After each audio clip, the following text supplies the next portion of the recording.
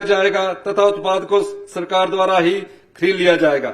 हम चरणबद्ध तरीके से किसान परिवारों को दूध से एक निश्चित आय अर्जित करने में सक्षम बनाने के लक्ष्य की ओर बढ़ रहे हैं, ताकि हम चुनाव से पूर्व किए गए वादों को पूरा कर सके। 2024-25 में इस पर लगभग 150 करोड़ रुपए की अतिरिक्त राशि व्यय की जाएगी, जिससे इस व्यवस्था को तैयार करने में सहायता मिलेगी। हिमाचल प्रदेश मिल्क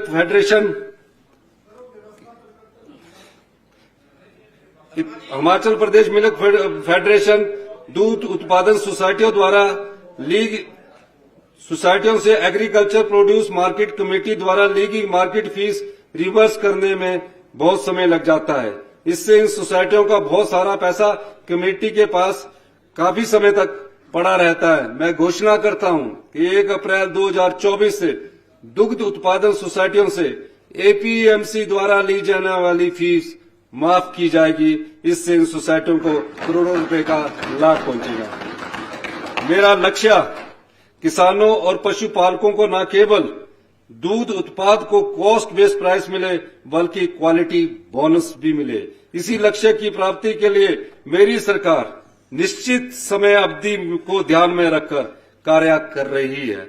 यह सरकार एवं पशुपालकों के संयुक्त प्रयास से संभव हो पाएगा। प्रदेश के युवाओं में पशुपालन से संबंधित कौशल के विकास के उद्देश्य से हिमाचल प्रदेश कौशल विकास निगम के माध्यम से नए कौशल प्रशिक्षण कार्यक्रम शुरू किए जाएंगे। हिमगंगा योजना के अंतर्गत मैं वर्ष 2024-25 के दौरान कांगड़ा के ढगवार में 1.5 लाख लीटर पर डे की क्षमता वाले fully automated milk products plant की स्थापना की घोषणा करता हूं। इस प्लांट के लिए भूमि उपलब्ध करवा दी गई है तथा इसकी क्षमता को बाद में बढ़ाकर 3 लाख लीटर पर डे कर दिया जाएगा। इस प्लांट में अत्याधुनिक तकनीक से दूध का पाउडर बनाया जाएगा, जिससे कि मांग से अधिक दूध को लंबे समय तक प्रिजर्व करके रखा जा सके। इसके अतिरिक्त दही, खोया, घी, ice cream, flavoured milk, processed milk, cheese तथा अन्य उत्पाद तैयार किए जाएंगे। इसके साथ ही यहाँ UHT अल्ट्रा हीट टेक्नोलॉजी से पैकेजिंग की सुविधा भी उपलब्ध होगी। दत्तनगर मिल्क प्रोसेसिंग प्लांट में 50,000 LPD की क्षमता का एक अतिरिक्त संयंत्र चालू कर दिया जाएगा तथा वर्तमान में विभिन्न जिलों में काम कर रहे दूध संयंत्रों के नवीनीकरण को प्राथमिकता दी जाएगी। ऊना तथा हमीरपुर में भी आधुनिक तकनीक से मिल्क प्रोसेसिंग प्लांट स्थापित किए जाएंगे, जिन पर लगभग 50 करोड़ रुपए व्यय किए जाएंगे। स्थानीय युवाओं को, किसानों को कलेक्शन सेंटर से मिल्क प्रोसेसिंग प्लांट तक दूध ले जाने के लिए 50% उपदान पर 200 रेफ्रिजरेटर मिल्क वैन्स उपलब्ध करवाई जाएगी। यानी कि जब दूध की पैदावार बढ़ेगी तो किसान कहाँ छोड़ेगा, उसके लिए उन्हें जो रेफ्रिजरेटर वैन होती है मिल्क प्रोसेसिंग के लिए, वो 50% पर उपलब्ध करवाई जाएगी। पशुपालकों को उत्तम नस्ल के पशु उपलब्ध करवाने के उद्देश्य से मैं सोलन जिले के दाड़ला घाट में कृत्रिम गर्भाधान प्रशिक्षण केंद्र की स्थापना करने की घोषणा करता हूं, जिसकी सहायता से कृत्रिम गर्भाधान प्रशिक्षण की सुविधा उपलब्ध करवाई जाएगी। विशेषज्ञ पशु चिकित्सकों द्वारा गंभीर पशु रोगों की चिकित्सा सुविधा उपलब्ध करवाने के लिए 44 मोबाइल वेटनरी वैन्स किराए पर ली गई है। यह सेवा वर्ष 2024 में पूर्ण रूप से आरंभ कर दी जाएगी। प्रत्येक वैन में एक वेटनरी डॉक्टर तथा एक फार्मासिस्ट तैनात होगा। पशुपालक प्रदेश में कहीं से भी टोल फ्री फोन नंबर 1962 पर कॉल करके पशुओं के उपचार की सुविधा या पशुपालन से संबंधित अन्य जानकारी प्राप्त कर सकेंगे। राष्ट्रीय गोकुल मिशन के तहत ऊना जिला के बसाल में डेनमार्क के तकनीकी सहयोग से 44 करोड़ की लागत से एक उत्कृष्टता केंद्र स्थापित किया जाएगा। इसके लिए आवश्यक भूमि पशुपालन विभाग के नाम पर हस्तांतरित हो चुकी है। बदलते समय में पशुपालन विभाग के संगठनात्मक ढांचे के पुनर्गठन एवं पुनर्संरचना की भी आवश्यकता है। अतः विभागीय योजनाओं के युक्तिकरण एवं विभागीय ढांचे के पुनर्गठन के लिए एक विस्तृत योजना बनाई जाएगी, जिसके लिए एक विशेषज्ञ समिति बनाई जाएगी। मिल्क फेडरेशन के माध्यम से नेशनल डेयरी प्लान 2 के अंतर्गत प्रदेश में दूध की उत्पादकता को बढ़ाने के लिए एक विस्तृत कार्य योजना तैयार करके उसको इम्प्लीमेंट किया जाएगा। हिमाचल प्रदेश भेड़ बकरी पालकों का भी प्रदेश है। प्रदेश में 8 लाख भेड़ें तथा 11 लाख बकरियां हैं। भेड़ बकरियों के लिए FMD वैक्सीन, डीवॉर्मिंग दवाइयां तथा अन्य दवाइयों के लिए अलग से कोई प्रावधान नहीं है। इसके लिए भारत सरकार द्वारा भी कोई प्रावधान नहीं किया गया है। भेड़ बकरी पालकों की अन्य बड़ी समस्याओं में डिपिंग, ड्रेंचिंग की व्यवस्था में सुधार, ऊन कुटाई की व्यवस्था में सुधार, उनके परंपरागत चरानों तथा रास्तों का समाप्त होना, भेड़ बकरी की ऊन के व्यापार में अंतर्राष्ट्रीय व्यापार में आए बदलाव के कारण ऊन के खरीद मूल्य में भारी गिरावट आई है। मैं प्रदेश में भेड़ बकरियों के लिए FMD वैक्सीनेशन शुरू करने तथा ऊन की अन्य समस्याओं के निदान के लिए एक नई योजना भेड़ बकरी पालक प्रोत्साहन योजना आरंभ करने की घोषणा करता हूं। इस योजना पर 10 करोड़ रुपए की अतिरिक्त धनराशि दी जाएगी। जनक जी ने आज प्रदेश में बढ़ते हुए बेसहारा पशुओं की समस्या के निदान के लिए एक स्टेट लेवल टास्क फोर्स का गठन किया जाएगा, जो कि 3 माह के भीतर इन पशुओं को किसानों तथा स्थानीय समुदायों से परामर्श के बाद समीप के गौ अभ्यारण्यों तथा गौशालाओं में रखने के लिए दिशा निर्देश दिए जाएंगे। इसी के साथ गौ अभ्यारण्यों और तथा गौशालाओं के निर्माण तथा रखरखाव से संबंधित सुझाव भी दिए जाएंगे। मैं निजी गौ सदनों में आश्रित गोवंश के लिए दिए जाने वाले अनुदान 700 रुपए प्रति गोवंश प्रति माह से बढ़ाकर 1200 रुपया करने की सहर्ष घोषणा करता हूं।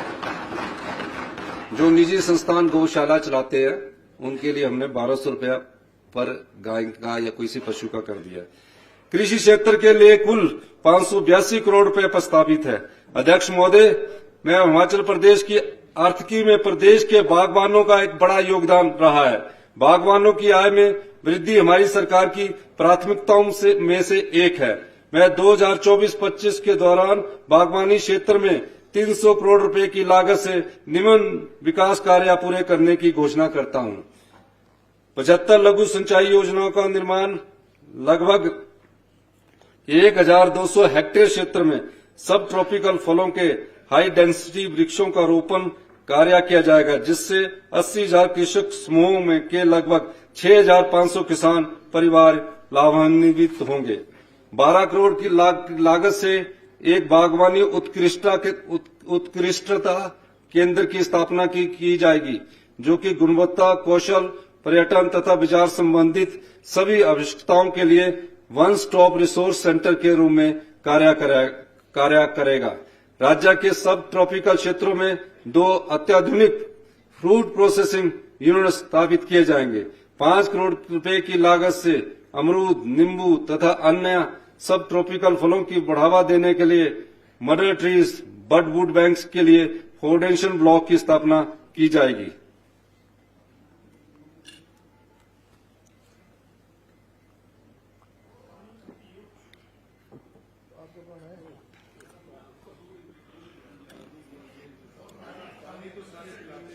बागवान भाइयों के साथ चर्चा के बाद मैं घोषणा करता हूं, 2024 के सेब सीजन से, जो अगला सेब सीजन होगा, यूनिवर्सल कार्टन का प्रयोग आरंभ कर दिया जाएगा। इस दिशा में आवश्यक दिशा निर्देश तैयार करने हेतु सचिव कृषि की अध्यक्षता में दिसंबर 2023 में एक कमेटी का गठन किया जा चुका है। प्रदेश में हाई रिटर्न फ्रूट जैसे कि ड्रैगन फ्रूट, एवोकाडो, ब्लूबेरी, मैकोडामिया, नट इत्यादि के उत्पादन को बढ़ावा देने के लिए डॉक्टर वाईएस परमार बागवानी एवं वानिकी विश्वविद्यालय के साथ मिलकर आवश्यक दिशा निर्देश तैयार किए जाएंगे। इससे प्रदेश के किसानों की आय में शीघ्र एवं निश्चित वृद्धि होगी।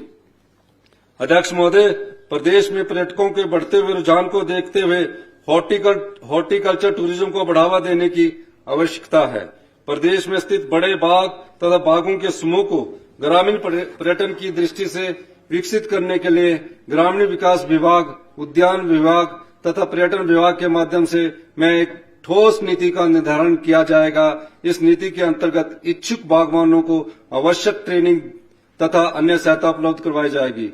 बागवानी के कुल 531 करोड़ रुपए प्रस्तावित है। अध्यक्ष महोदय, प्रदेश के लगभग 13,000 मछुआरों की आय बढ़ाने के उद्देश्य से मैं निम्न घोषणाएं करता हूं। 20 हेक्टेयर क्षेत्र में नए मत्स्य पालन तालाबों के निर्माण के लिए मछुआरों को 80% उपदान पर आर्थिक सहायता दी जाएगी, यानी कि 100 रुपए में से 80 रुपए सरकार खर्च करेगी। जिला हमीरपुर में सेंटर ऑफ एक्सीलेंस के रूप में एक नए कारफिश फार्म की स्थापना की जाएगी। नालागढ़ स्थित फिश सीड फार्म में 5 करोड़ की लागत से ब्रॉड बैंक की स्थापना की जाएगी। प्रदेश के मछुआरों को मोटरसाइकिल, 3 व्हीलर तथा आई बॉक्सेस उपदान पर उपलब्ध करवाए जाएंगे। 10 नए बायोफ्लॉक फिश प्रोडक्शन तालाबों तथा 10 नई लघु बायोफ्लॉक फिश प्रोडक्शन इकाइयों की स्थापना की जाएगी। 3 नई फीड मिल्स की स्थापना की जाएगी। 2 बर्फ संयंत्रों की स्थापना की जाएगी। इसके अतिरिक्त प्रदेश के ठंडे क्षेत्रों में, निजी क्षेत्रों में ट्राउट मछली उत्पादन को बढ़ावा देने के लिए 150 नई ट्राउट मछली उत्पादन इकाइयां तथा 2 नई ट्राउट हैचरीज की स्थापना की जाएगी। अध्यक्ष महोदय, ये सब जो चीजें हैं ये किसान की आय बढ़ाने के लिए है। चाहे प्राकृतिक खेती है, चाहे दूध के मूल्य बढ़ाने की बात है, चाहे फिशरी की बात है, किसान और बागवान की आय बढ़े, उस दृष्टि से सबको जोड़ा गया है। इसके अतिरिक्त प्रदेश के ठंडे क्षेत्र, अध्यक्ष महोदय, गत वर्ष भारी वर्षा के कारण अन्य संपत्तियों के साथ साथ लारजी पावर हाउस को लगभग 658 करोड़ रुपए का नुकसान हुआ। लारजी पावर हाउस के यूनिट नंबर 1 को पूरी तरह से रिस्टोर कर दिया गया है तथा अन्य 2 यूनिटों को भी शीघ्र ही रिस्टोर कर दिया जाएगा। लगभग 2000 करोड़ रुपए की लागत से कार्यान्वित होने वाली Himachal Pradesh power sector development programme के लिए विश्व बैंक के साथ लोन एग्रीमेंट साइन कर लिया गया है। इसके माध्यम से स्मार्ट ग्रिड टेक्नोलॉजी की सहायता से प्रदेश के 13 शहरों में 24/7 पावर सप्लाई सुनिश्चित करने का कार्य शीघ्र आरंभ किया जाएगा। मैं हिमाचल प्रदेश को 2026 तक देश का पहला हरित ऊर्जा राज्य बनाने के अनुक्रम में तथा प्रदेश में सौर ऊर्जा को बढ़ावा देने के लिए निम्नलिखित घोषणाएं करता हूं। पेखूवाला स्थित 32 मेगावाट क्षमता वाले हिमाचल के सबसे बड़े सोलर पावर प्रोजेक्ट का शिलान्यास 2 दिसंबर 2023 में किया गया था। मैं इसे मार्च 2024 तक के अंत तक कमीशन करने की घोषणा करता हूं। ऊना में अगलौर स्थित 10 मेगावाट क्षमता वाले सोलर पावर प्लांट जून 2024 तक बनकर तैयार कर दिया जाएगा। ऊना के भंजाल में 5 मेगावाट क्षमता वाले सोलर पावर प्रोजेक्ट का सितंबर 2024 तक लोकार्पण कर दिया जाएगा। राजीव गांधी स्टार्टअप योजना के अंतर्गत निजी भूमि पर 45% उपदान पर 100 से 500 किलोवाट तक के सोलर पैनल लगाने के कार्य में गति लाई जाएगी। इस योजना के अंतर्गत प्रथम चरण में कुल 100 मेगावाट सोलर क्षमता का धोन सुनिश्चित किया जाएगा। निजी भूमि पर स्थापित होने वाले सौर ऊर्जा परियोजना का पंजीकरण पूरे वर्ष के लिए खुला रखा जाएगा, जिससे 100 मेगावाट सौर क्षमता का धोन शीघ्र संपन्न हो पाएगा। प्रदेश के बाल एवं बालिका आश्रम तथा वृद्ध आश्रम और Rajiv Gandhi model day boarding school में ग्रिड से जुड़े रूफटॉप सोलर प्लांट और वाटर हीटिंग सिस्टम स्थापित किए जाएंगे। सभी सरकारी भवनों के कनेक्टिंग लोड के कम से कम 20% की आपूर्ति ग्रिड से जुड़े रूफटॉप सोलर प्लांट के माध्यम से चरणबद्ध तरीके से करना अनिवार्य किया जाएगा। सोलन, पालमपुर और धर्मशाला नगर निगमों में सभी घरेलू उपभोक्ताओं को एनओसी प्राप्त करने के लिए नए भवन में सोलर वाटर हीटिंग सिस्टम लगाना अनिवार्य किया जाएगा तथा इन नियमों में स्थित सरकारी भवनों की छतों पर चरणबद्ध तरीके से सोलर प्लांट लगाने होंगे। ऊना, कांगड़ा, सोलन, सिरमौर, मंडी और शिमला जिला में 501 मेगावाट की क्षमता वाले 5 सौर पार्क और 2012 मेगावाट की क्षमता वाली सौर ऊर्जा परियोजनाएं स्थापित करने का कार्य आरंभ किया जाएगा। लगभग 1885 करोड़ की लागत से प्रदेश में रिवैम्प्ड डिस्ट्रीब्यूशन सेक्टर स्कीम्स के माध्यम से aggregate technical and commercial losses को कम करने के लिए एक विस्तृत कार्य योजना का कार्यान्वयन किया जाएगा। इससे बिजली आपूर्ति की गुणवत्ता के साथ साथ डिस्ट्रीब्यूशन सेक्टर की फाइनेंशियल सस्टेनेबिलिटी भी बढ़ेगी। बिजली उत्पादन के साथ साथ एक efficient transmission and distribution network होना समय की आवश्यकता है ताकि न केवल प्रदेश की जनता की बिजली को मांग को पूरा किया जा सके बल्कि सरप्लस उत्पादन को उचित समय पर अन्य राज्यों को भी पहुंचाया जा सके। इसको और सुदृढ़ करने के लिए 2024-25 के लिए 96 करोड़ रुपए की लागत से 4 ट्रांसमिशन लाइंस तथा 290 करोड़ की लागत से 6 एक्स्ट्रा हाई वोल्टेज पूरे सब स्टेशन पूरे किए जाएंगे। प्रदेश में स्थित ट्रांसमिशन एसेट्स को नेशनल ग्रिड से सेंट्रल ट्रांसमिशन यूटिलिटी सिस्टम के माध्यम से जोड़ा जाएगा। इसकी नियंत्रण मॉनिटरिंग के लिए कुनिहार में बन रहे ज्वाइंट कंट्रोल सेंटर तथा कांगड़ा के धेन में सब स्टेशन के निर्माण का कार्य 2024-25 में पूरा कर लिया जाएगा। इससे ट्रांसमिशन लाइन्स के शीघ्र रखरखाव में भी सुविधा होगी। अध्यक्ष महोदय, कांगड़ा जिला को प्रदेश की पर्यटन राजधानी बनाने की घोषणा पिछले बजट में की गई थी। इसी क्रम में 7 जुलाई 2023 को कांगड़ा के गग्गल हवाई अड्डे के विस्तार के लिए सेक्शन 11 के अंतर्गत अधिसूचना जारी कर दी गई है। इसके लिए रिहेबिलिटेशन और रीसेटलमेंट प्लान को शीघ्र ही अंतिम रूप दे दिया जाएगा और भू अधिग्रहण कार्य आरंभ कर दिया जाएगा। इसके अतिरिक्त वेबकोस लिमिटेड द्वारा तैयार की गई मंडी हवाई अड्डे की डीपीआर का परीक्षण किया जा रहा है। प्रदेश में कुल 16 प्रस्तावित हेलीपोर्ट में से प्रथम चरण में 9 हेलीपोर्ट क्रमशः हमीरपुर में जसकोट, कांगड़ा में रक्कड़ और पालमपुर, चंबा में सुल्तानपुर, कुल्लू में आलू ग्राउंड, मनाली, किन्नौर में शारबो तथा लाहौल स्पीति में जिस्पा, सिसु और रंगरीक में विकसित किए जाएंगे। इन 9 हेलीपोर्ट्स की फिजिबिलिटी स्टडी रिपोर्ट्स प्राप्त हो चुकी है। रक्कड़, सुल्तानपुर और पालमपुर का ऑब्स्टेकल लिमिटेशन सर्वे हो चुका है और इनकी डीपीआर शीघ्र ही बनकर तैयार हो जाएगी। रक्कड़ और पालमपुर का आर्किटेक्चरल डिजाइन प्राप्त हो चुका है। 13 करोड़ रुपए प्रति हेलीपोर्ट की लागत से रक्कड़, पालमपुर, रिकांगपियो, चंबा में हेलीपोर्ट्स का निर्माण कार्य आरंभ किया जाएगा। दूसरे चरण में चंबा के पांगी, होली, बिलासपुर के और सिरमौर के धारक्यारी, शिमला के चांशलधार, ऊना के जनकौर तथा सोलन के गलानाग में हेलीपोर्ट निर्मित किए जाएंगे। इसके लिए भारत सरकार के माध्यम से पवन हंस लिमिटेड से आवश्यक सहायता ली जाएगी। पर्यटन विकास के लिए प्रतिबद्धता की दिशा में बढ़ते हुए स्वदेश दर्शन 2 के अंतर्गत पोंग डैम के विकास और प्रबंधन के लिए एक मास्टर प्लान तैयार किया गया है। इसके साथ ही निम्न 5 टूरिस्ट डेस्टिनेशन को पर्यटन की दृष्टि से विकसित किया जाएगा। लाहौल स्पीति में चंदरताल, काजा और तांदी, किन्नौर में रक्षम और नाको चांगो खाब व कुफरी के नजदीक हसन घाटी के मशहूर पर्यटक स्थल पर स्काई वॉक ब्रिज के निर्माण करने की सहर्ष घोषणा करता हूं।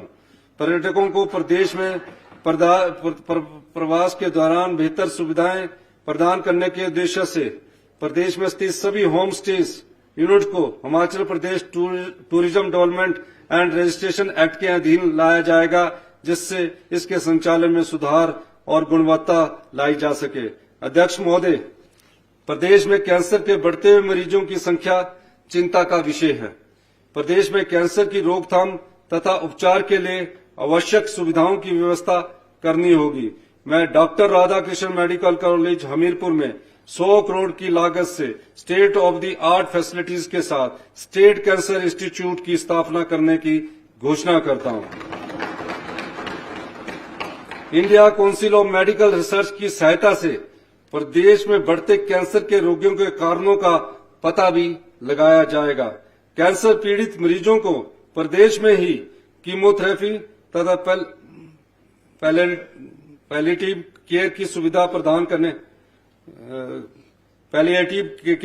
प्रदान करने के लिए जिला अस्पतालों तथा चयनित आदर्श स्वास्थ्य केंद्रों पर कैंसर डे केयर सेंटर्स की स्थापना की जाएगी। इन केंद्रों में कीमोथेरेपी ले रहे सभी मरीजों के लिए बेड्स का प्रावधान होगा तथा कीमोथेरेपी दवाओं को राज्य आवश्यक दवा सूची में सम्मिलित किया जाएगा ताकि मरीजों को कीमोथेरेपी के लिए अधिक पैसा व्यय न करना पड़े।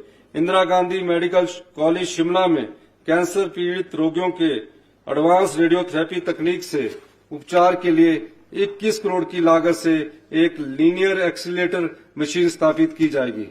पिछले बजट में घोषित 69 आदर्श स्वास्थ्य केंद्रों पर कार्य विभिन्न चरणों में है तथा इनमें से अधिकांश का कार्य 2024-25 में पूरा कर लिया जाएगा। इसी वर्ष मशीनरी और इक्विपमेंट की व्यवस्था करने के लिए 1 करोड़ रुपए प्रति केंद्र उपलब्ध करवाए जाएंगे। पिछले कई वर्षों से पीजीआई सैटेलाइट सेंटर ऊना में चल रहे सभी कार्यों को गति देने के लिए हमारी सरकार द्वारा प्रयास किए जा रहे हैं। हमारी सरकार द्वारा किए गए प्रयासों से पिछले कई वर्षों से लंबित एनवायरमेंटल क्लियरेंस दिलवाई गई। इसमें शुरू किए गए सभी कार्यों को प्राथमिकता पर पूरा किया जाएगा। प्रथम चरण में मैं प्रदेश के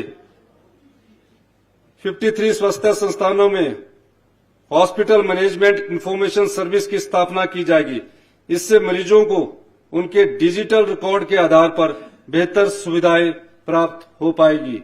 इस क्रम में लगभग 57 लाख प्रदेशवासियों का हेल्थ कार्ड आईडी बनाया जा चुका है। भारत हेल्थ का अकाउंट आईडी बनाया जा चुका है तथा शीघ्र ही सभी प्रदेशवासियों को आभा आईडी बना दिया जाएगा। यानी कि सभी जो प्रदेशवासी है 75 लाख की आबादी में हमारे 57 लाख के जो आबादी के लोग हैं उनका डिजिटल रिकॉर्ड बनाया जा चुका है और जल्दी ही इसको 75 लाख की आबादी को बना दिया जाएगा। Doctor Rajendra Prasad government medical college Tanda और कमला नेहरू हॉस्पिटल शिमला में नवजात शिशुओं में स्तनपान को प्रोत्साहित करने के लिए शिक्षा तथा जच्चा के लिए लोकेशन मैनेजमेंट सेंटर स्थापित किए जाएंगे। प्रदेश के जिस स्वास्थ्य में शेर शूर भी सुनाते हैं।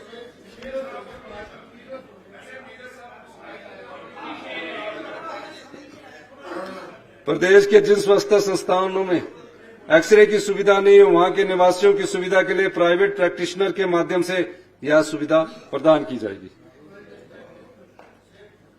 शेर इस बार कम है।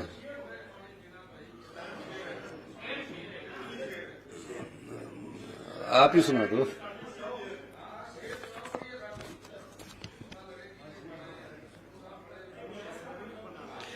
दो 2026 के अंत तक प्रदेश जिले में सोएंगे तो आप ही 2026 के अंत तक प्रत्येक जिले में सभी टेस्ट सुविधाओं से एक इंटीग्रेटेड पब्लिक हेल्थ लैब की स्थापना की जाएगी। पिछले बजट में घोषित नाहन, चंबा और हमीरपुर में नए नर्सिंग कॉलेजों में निर्माण कार्य आरंभ किया जाएगा। इसके साथ ही doctor Rajendra Prasad medical college Tanda में general nursing and midwife school को नर्सिंग कॉलेज में स्थानांतरित किया जाएगा। बद्दी, बरोटीवाला, नालागढ़, परमाणु, पोंटा और ऊना औद्योगिक क्षेत्रों में कार्यरत प्रवासी कामगारों की हेल्थ स्क्रीनिंग के लिए एक गेस्ट वर्कर स्क्रीनिंग प्रोजेक्ट आरंभ किया जाएगा। पिछली सभी सरकारों ने प्रदेशवासियों के कल्याण के लिए बहुत सी योजनाएं आरंभ की है। ऐसी योजनाओं में से हिम केयर तथा सहारा 2019 में शुरू की गई और इनका लाभ भी जन साधन तक पहुंचा है, किंतु इनसे संबंधित एम्पेरिकल डाटा के एनालिसिस के आधार के बाद इनके कार्यान्वयन में कुछ स्ट्रक्चरल तथा ऑपरेशनल समस्याएं उजागर हुई है। इनमें से प्रमुख समस्या है कि कन्वर्जेंस और टेक्नोलॉजी की एप्लीकेशन के अभाव में कुछ योजनाओं में डुप्लीकेशन हो रही है। मैं राष्ट्रीय स्तर के डोमेन एक्सपर्ट की सहायता से इन कमियों को दूर करके कुछ आवश्यक सुधार करने की घोषणा करता हूं, ताकि जरूरतमंद लोगों को उचित समय पर इन योजनाओं का लाभ मिल सके। तब तक इन दोनों योजनाओं का कार्यान्वयन यथावत होता रहेगा। स्वास्थ्य क्षेत्र में कुल 3,415 करोड़ रुपए प्रस्तावित है। अध्यक्ष महोदय, भारत के प्रथम प्रधानमंत्री पंडित जवाहरलाल नेहरू का मानना था कि आज के बच्चे कल का भारत बनाएंगे। जिस तरह से हम उनका पालन पोषण करेंगे, वही देश का भविष्य तय करेगा। यह कथन आज के समय में और भी महत्वपूर्ण हो गया है, क्योंकि आज पूरी दुनिया में तकनीक के कारण जो परिवर्तन आ रहे हैं, उनकी गति और उनका प्रभाव जीवन के हर क्षेत्र पर पड़ रहा है। तेजी से बदलती इस नई दुनिया में एक अनिश्चित भविष्य के लिए बच्चों को तैयार करने में शिक्षा व्यवस्था का अत्यंत महत्वपूर्ण योगदान रहेगा। यह आवश्यक है कि हमारी शिक्षा व्यवस्था समावेशी, समानतापूर्ण, फ्यूचर ओरिएंटेड, नई तकनीक के प्रति सजग और भारतीय जीवन मूल्यों के प्रति संवेदनशील हो। हमें प्राथमिक स्तर पर से लेकर विश्वविद्यालय स्तर तक के संवैधानिक मूल्यों के आत्मसात करने के लिए एक अनुकूल वातावरण का निर्माण करना होगा। भारत के संविधान में हम भारत के लोगों ने अपने लिए एक संपूर्ण प्रभुत्व संपन्न समाजवादी, पथनिरपेक्ष, लोकतांत्रिक गणराज्य का उद्देश्य तय किया है। हमारी शिक्षा व्यवस्था का उद्देश्य इस पावन भावना के अनुरूप विभिन्नता में एकता एवं बहुरंगी भारत के निर्माण के लिए बच्चों को तैयार करना है। मेरी सरकार चाहती है कि हिमाचल प्रदेश के बच्चे संविधान की मूल भावना के अनुरूप एक स्वस्थ जीवन दृष्टि विकसित करें तथा मूलभूत साक्षरता तथा संख्या ज्ञान से लेकर कृत्रिम आर्टिफिशियल इंटेलिजेंस के प्रयोग तक हर कौशल में सर्वश्रेष्ठ बने। इस लक्ष्य की प्राप्ति के लिए हमने शिक्षा के क्षेत्र में व्यापक सुधार आरंभ किए हैं। प्राथमिक, आरंभिक तथा उच्च शिक्षा संस्थानों में उपलब्ध संसाधनों का साझा प्रयोग आज की आवश्यकता है। इस दृष्टि से प्रदेश में क्लस्टर प्रणाली आरंभ की गई है। इसके सकारात्मक परिणाम आ रहे हैं तथा इसे और अधिक सुदृढ़ किया जाएगा। इन संस्थानों में उचित गुणवत्ता और साइज के classroom, smart classroom with smart boards, audio visual teaching aids, learning software, proper seating arrangements, full strength of teachers, playground, clean toilet के साथ साथ अन्य सभी सुविधाएं उपलब्ध करवाई जाएगी। आज के ग्लोबल विश्व में यह अनिवार्य शर्त है कि ग्रामीण क्षेत्रों के बच्चे भी विश्व की नवीनतम तकनीक से घर बैठे जुड़ सके तथा आने वाले समय में दुनिया में कहीं भी अपनी क्षमता के आधार पर रोजगार एवं स्वरोजगार प्राप्त कर सके। इसलिए हमने पहली कक्षा से ही अंग्रेजी माध्यम का विकल्प दिया है। विभिन्न शोध यह स्पष्ट रूप से दर्शाते हैं कि भाषा सीखने का सबसे अच्छा समय 12 वर्ष की आयु तक होता है। अतः पहली कक्षा से ही अंग्रेजी माध्यम का विकल्प समय की मांग है। इस निर्णय से प्रदेश के सभी बच्चों को और विशेष रूप से गांव के बच्चों को लाभ होगा। राष्ट्रीय शिक्षा नीति के अनुरूप प्रदेश में स्कूली स्तर पर 5+3+3+4 शिक्षा प्रणाली लागू की जाएगी, जिसमें 3 साल का प्री स्कूल बाल बाटिका पाठ्यक्रम भी शामिल होगा। प्रदेश में अभी 6,000 से अधिक प्राथमिक पाठशालाओं में प्री स्कूल चलाए जा रहे हैं। इस व्यवस्था को सुदृढ़ करने के लिए आगामी वित्तीय वर्ष में 6,000 नर्सरी टीचर नियुक्त किए जाएंगे। पात्र आंगनवाड़ी कार्यकर्ताओं को भी नर्सरी अध्यापक बनने का अवसर दिया जाएगा और इसके लिए उन्हें ब्रिज कोर्स भी करवाया जाएगा। इस व्यवस्था को सुचारू रूप से लागू करने के लिए पहली कक्षा में प्रवेश के लिए राष्ट्रीय शिक्षा नीति के अनुसार कम से कम 6 वर्ष की आयु तय की गई है और प्री प्राइमरी की 3 कक्षाओं में प्रवेश के लिए क्रमशः 3, 4 और 5 वर्ष की न्यूनतम आयु सीमा तय की गई है। पूरे प्रदेश में शिक्षा संस्थानों को चरणबद्ध तरीके से पूर्व निर्धारित मापदंडों के अनुसार इंस्टीट्यूशन ऑफ एक्सीलेंस के रूप में विकसित किया जाएगा। वर्ष 2024-25 में 850 शिक्षा संस्थानों को IOE बनाए जाने का लक्ष्य रखा गया है, जिनमें से प्राय 500 primary school, 100 high school, 200 senior secondary school और 50 डिग्री कॉलेज शामिल है। इन संस्थानों में अध्यापकों के सभी स्वीकृत पदों को भरने के साथ साथ स्मार्ट क्लासरूम तथा अन्य सुविधाएं उपलब्ध करवाई जाएगी। निर्धारित मापदंडों के आधार पर इन संस्थानों का पीरियोडिक मूल्यांकन किया जाएगा। प्रदेश के सभी स्कूलों और कॉलेज के प्रिंसिपल / हेडमास्टर शिक्षा के क्षेत्र में आवश्यक नेतृत्व प्रदान कर सके, इसके लिए स्कूल / कॉलेज लीडरशिप प्रशिक्षण शुरू किया जाएगा। स्कूल और समाज के भीतर बेहतर तालमेल के लिए तथा सामुदायिक भागीदारी बढ़ाने के लिए अपना विद्यालय मेरा सम्मान योजना आरंभ करने का निर्णय लिया गया है। इसमें जहां एक और मुख्यमंत्री से लेकर खंड स्तरीय अधिकारी तक सभी विधायक तक सभी एक शिक्षा संस्थान को गोद लेंगे, वहीं दूसरी ओर समुदाय को स्कूलों से जोड़ा जाएगा।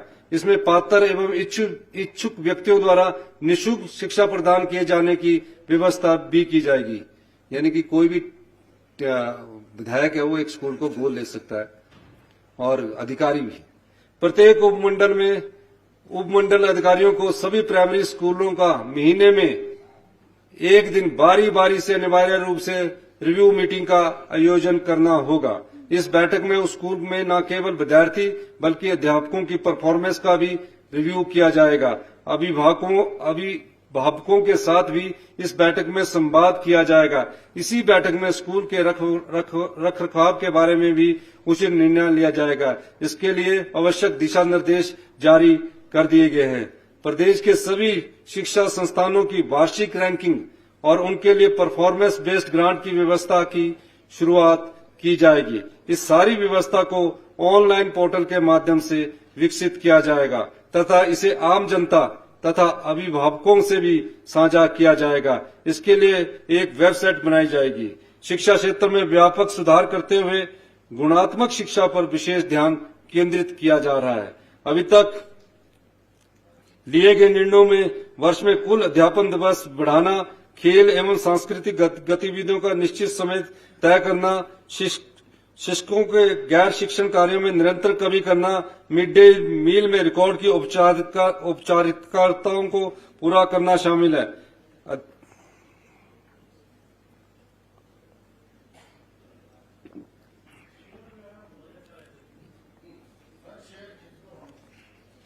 अध्यापकों को विद्यालय में भवन निर्माण कार्यों से अलग रखने के निर्देश जारी कर दिए गए हैं। एक ही सूचना को बार बार मंगाए जाने की प्रथा पर रोक लगा दी गई है। यह भी देखा गया है कि आमतौर पर हर स्कूल का एक अध्यापक लगभग नियमित रूप से डाक लेकर स्कूल से अनुपस्थित रहता था। इस व्यवस्था पर भी पूर्णतः रोक लगा दी गई है। अध्यापकों और बच्चों में अपने विद्यालय के प्रति सम्मान का भाव उत्पन्न हो, इसके लिए विद्यालयों को अभिभावकों के साथ मिलकर बच्चों के लिए अपनी पसंद की वर्दी चुनने का अधिकार भी दिया गया है। आगामी वर्ष में शिक्षा में बेहतरी के लिए प्राथमिक स्तर से विश्वविद्यालय स्तर की प्रक्रिया, संरचना और नियमावली का पूर्ण परीक्षण करके आवश्यक बदलाव और व्यवस्था परिवर्तन किया जाएगा। शेर है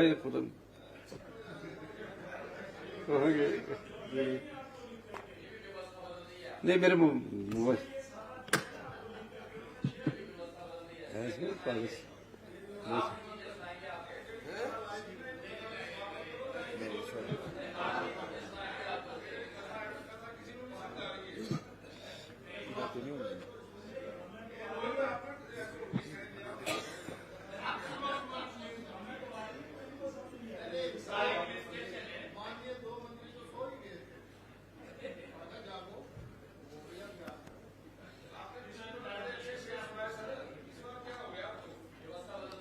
अभी तो अपनी मंजिल पाना बाकी है।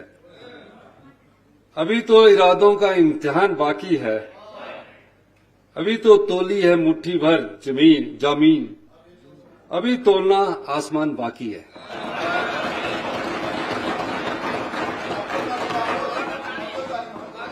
ये अभी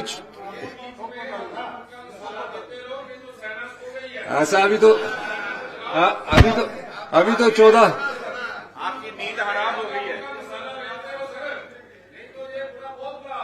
विपक्ष की नींद हराम हो गई है। पढ़ने पढ़ाने की संस्कृति के विकास के लिए ये जो बजट है, यह आत्मनिर्भर हिमाचल और युवा जो पीढ़ी है उनके भविष्य की शिक्षा प्रणाली में महत्वपूर्ण बदलाव है। इसको आप आराम से समझिए और पढ़िए और आप भी महसूस करेंगे ये महत्वपूर्ण बदलाव आज के 40 साल की व्यवस्था परिवर्तन में जरूरी है। पढ़ने पढ़ाने की संस्कृति के विकास के लिए प्रदेश में वर्ष 2024 में पढ़ो हिमाचल के नाम से एक व्यापक जन अभियान आरंभ किया जाएगा। इन अभियानों में विद्यालयों के साथ साथ ग्रामीण एवं शहरी जन समुदाय को भी जोड़ा जाएगा। इस अभियान के तहत प्रदेश के 500 शिक्षा संस्थानों में सामान्य पाठकों और विशेष रूप से युवाओं के लिए रीडिंग रूम बनाए जाएंगे तथा इन्हीं शिक्षा संस्थानों के पुस्तकालयों के चलाने में आम जन की भागीदारी को सुनिश्चित किया जाएगा। मैं प्रत्येक जिला व उपमंडल मुख्यालय और पंचायत स्तर पर एक आधुनिकतम सुविधा सहित पुस्तकालय तथा वाचनालय बनाने की घोषणा करता हूं। पंचायत स्तर पर यह कार्य चरणबद्ध तरीके से पूरा किया जाएगा। प्रथम चरण में पंचायत स्तर पर 493 पुस्तकालयों का निर्माण करके इनमें पुस्तकें तथा अन्य सुविधाएं प्रदान की जाएगी, जिस पर 88 करोड़ रुपए व्यय किए जाएंगे। शिक्षा स्तर में सुधार लाने में प्रशिक्षित अध्यापकों का मुख्य योगदान है, अतः अध्यापकों के प्रशिक्षण को और अधिक रिजल्ट ओरिएंटेड बनाने के लिए district institute of education training diet तथा state council of educational research के नियमों में बदलाव लाकर इन्हें और अधिक प्रभावी बनाया जाएगा। इसी तरह से प्रदेश में state institute of educational management and training का पुनः गठन करके इसे क्रियाशील किया जाएगा। जिन स्थानों पर छात्रों और छात्राओं के लिए अलग अलग स्कूल अथवा महाविद्यालय चल रहे हैं, स्थानीय निवासियों की मांग पर आवश्यकता अनुसार उन दोनों को मिलाकर एक को एजुकेशनल शैक्षणिक संस्थान चलाने की शुरुआत की जाएगी। इससे छात्र व छात्राओं के शैक्षणिक विकास के साथ साथ उनका मनोवैज्ञानिक विकास होगा तथा व्यक्तित्व उभरेगा। इसके साथ ही जिन क्षेत्रों में 3 से 5 किलोमीटर के दायरे में कोई प्राथमिक शिक्षा विद्यालय न हो, वहां के बच्चों को नजदीक के स्कूल तक लाने और वापस घर छोड़ने की व्यवस्था सरकार द्वारा की जाएगी।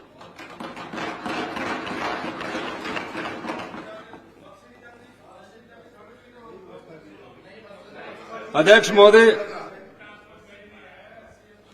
महोदय, एक अनुमान के अनुसार जल रहित रोगों से प्रतिवर्ष भारत को 49 अरब 78 करोड़ रुपए का नुकसान उठाना पड़ता है। भारत के 2/3 जिले पानी की कमी से जूझ रहे हैं। बच्चों को पीने के लिए साफ पानी मिले, इसके लिए प्रदेश व्यापी अभियान चलाया जाएगा तथा सरकारी स्कूलों के 8,50,000 से अधिक बच्चों के लिए मैं एक सुरक्षित एवं स्वच्छ पानी की बोतल उपलब्ध करवाने की घोषणा करता हूं।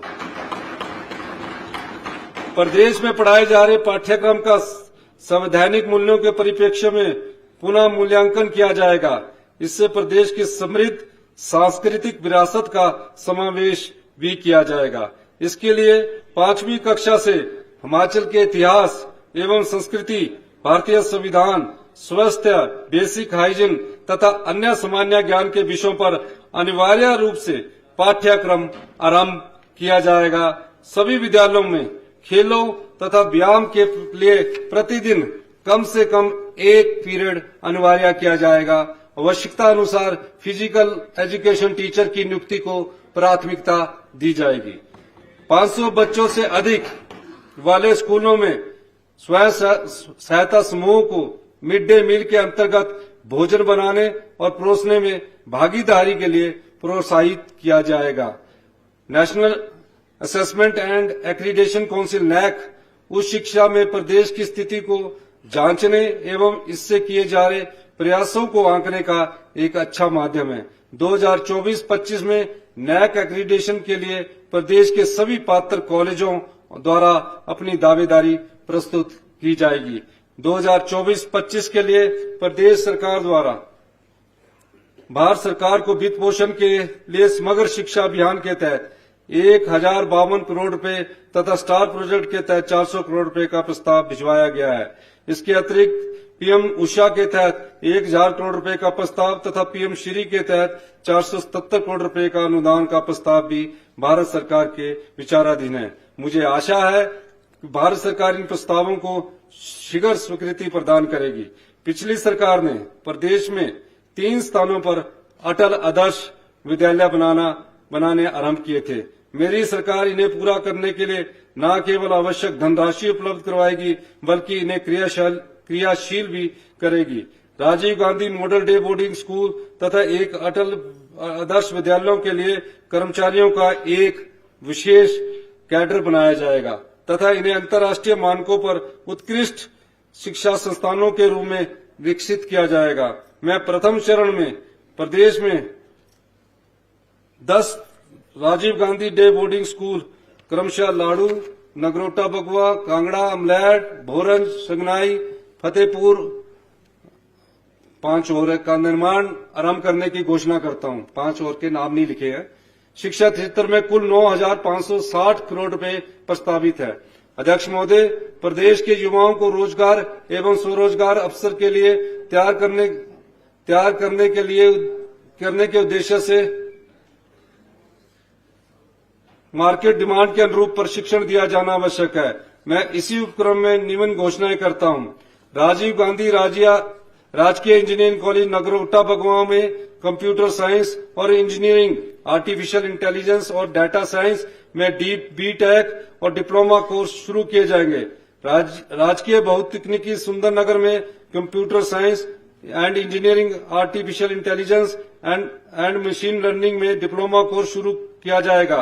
राजकीय बहुतकनीकी हमीरपुर तथा तलवाड़ में कंप्यूटर इंजीनियरिंग एंड आईओटी में डिप्लोमा कोर्स शुरू किया जाएगा। अटल बिहारी वाजपेयी राजकीय इंजीनियरिंग कॉलेज प्रगति नगर कोटखाई में सिविल इंजीनियरिंग के बी.टेक और डिप्लोमा कोर्स आरंभ किए जाएंगे। राजकीय बहुतकनीकी जुंडौर में आरंभिक सत्र 2024 से कक्षाएं आरंभ कर दी जाएगी। बुझा दो ना इसको।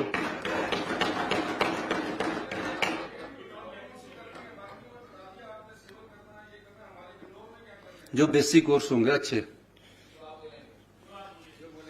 जो आप बोलेंगे। श्रम विभाग की EEMIS पोर्टल पर अभी तक 448 एम्प्लॉयर्स को जोड़ा जा चुका है। इसमें निजी क्षेत्र के और एम्प्लॉयर्स को जोड़ा जाएगा तथा इसके माध्यम से 2024-25 में 180 कैंपस इंटरव्यू आयोजित किए जाएंगे। असंगठित क्षेत्र के कामगारों को हितों को ध्यान में रखते हुए 2024 के अंत तक इस क्षेत्र के 20,87,000 कामगारों को पंजीकृत करने का लक्ष्य रखा गया है। इसके अतिरिक्त श्रम एवं रोजगार विभाग की रोजगार पंजीकरण पोर्टल को कॉमन सर्विस सेंटर के साथ भी लिंक किया जाएगा ताकि प्रदेश के युवा इन केंद्रों के माध्यम से पंजीकरण करवा सके। यानी कि एम्प्लॉयमेंट एक्सचेंज के अलावा लोक मित्र केंद्र है, वहां भी कोई व्यक्ति अपना नाम रजिस्टर्ड करवा सकेगा।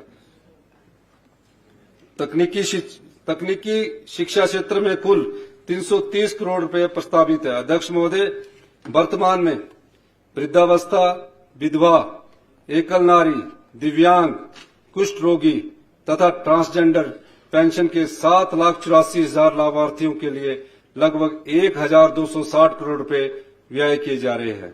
2024-25 में 40,000 नए पात्र लाभार्थियों को इस योजना में सम्मिलित किया जाएगा, जिस पर लगभग 70 करोड़ रुपए अतिरिक्त व्यय किए जाएंगे। अध्यक्ष महोदय, प्रदेश में अभी तक दिव्यांग जनों की उच्च शिक्षा के लिए कोई भी शिक्षा संस्थान उपलब्ध नहीं है।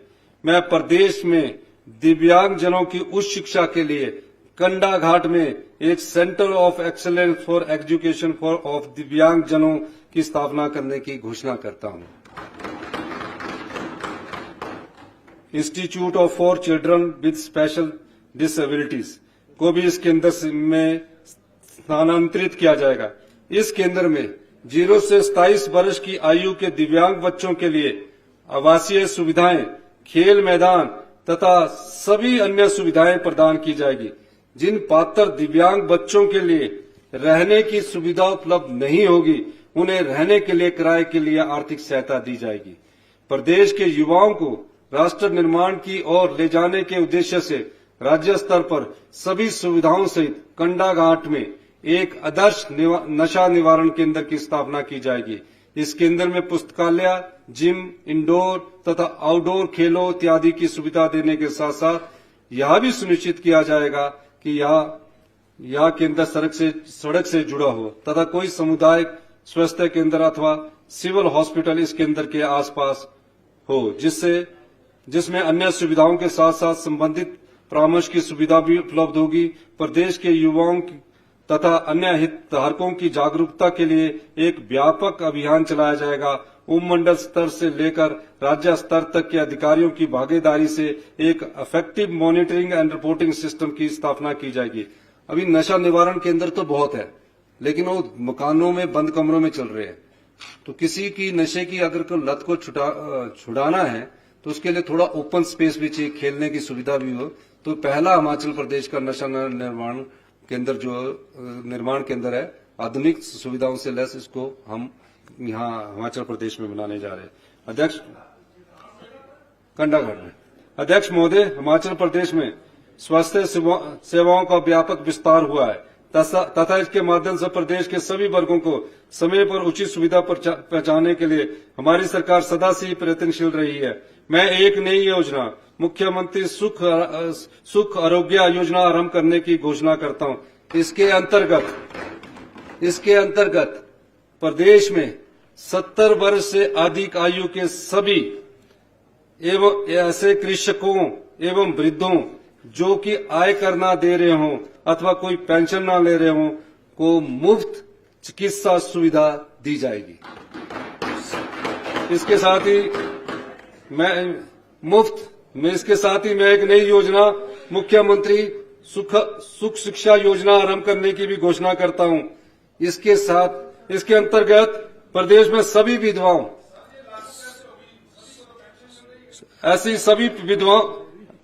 ऐसी सभी विधवाओं के 27 साल तक की आयु वाले बच्चे जिनकी सभी स्रोतों से वार्षिक आय, जितनी भी विधवाएं हैं, एकल नारी इसके अंतर्गत प्रदेश में ऐसी सभी विधवाओं के 27 साल तक की आयु वाले बच्चे जिनकी सभी स्रोतों से वार्षिक आय 1 लाख रुपए से कम हो कि शिक्षा पर होने वाले सभी बाला व्यय प्रदेश सरकार वहन करेगी। इन बच्चों को medical college, engineering college, NIT, IIM, IIT, nursing, graduation, post graduation पाठ्यक्रमों में प्रवेश मिलने पर यह सुविधा प्रदान की जाएगी। इसके अतिरिक्त विधवा, निराश्रित, तलाकशुदा और अक्षम माता पिता के सभी पात्र बच्चों के आरडी खाते में 18 वर्ष की आयु तक 1000 रुपया प्रति माह दिया जाएगा। इसके साथ ही सभी पात्र महिलाओं के स्वास्थ्य बीमा का वार्षिक प्रीमियम भी राज्य सरकार द्वारा वहन किया जाएगा। इस पर लगभग 41 करोड़ रुपए अतिरिक्त व्यय किए जाएंगे। यानी कि जिन विधवाओं की विभिन्न स्रोतों से आय 1 लाख रुपए से कम है, उनके सभी बच्चों को हिमाचल प्रदेश सरकार फ्री एजुकेशन देगी और 18 वर्ष से कम बच्चों वालों को 1000 रुपया प्रति माह उनकी आरडी में जमा कराया जाएगा। दुनिया में कुछ ही लोग बदलाव लाते हैं, बाकी सब तो जिंदगी गुजार कर चले जाते हैं।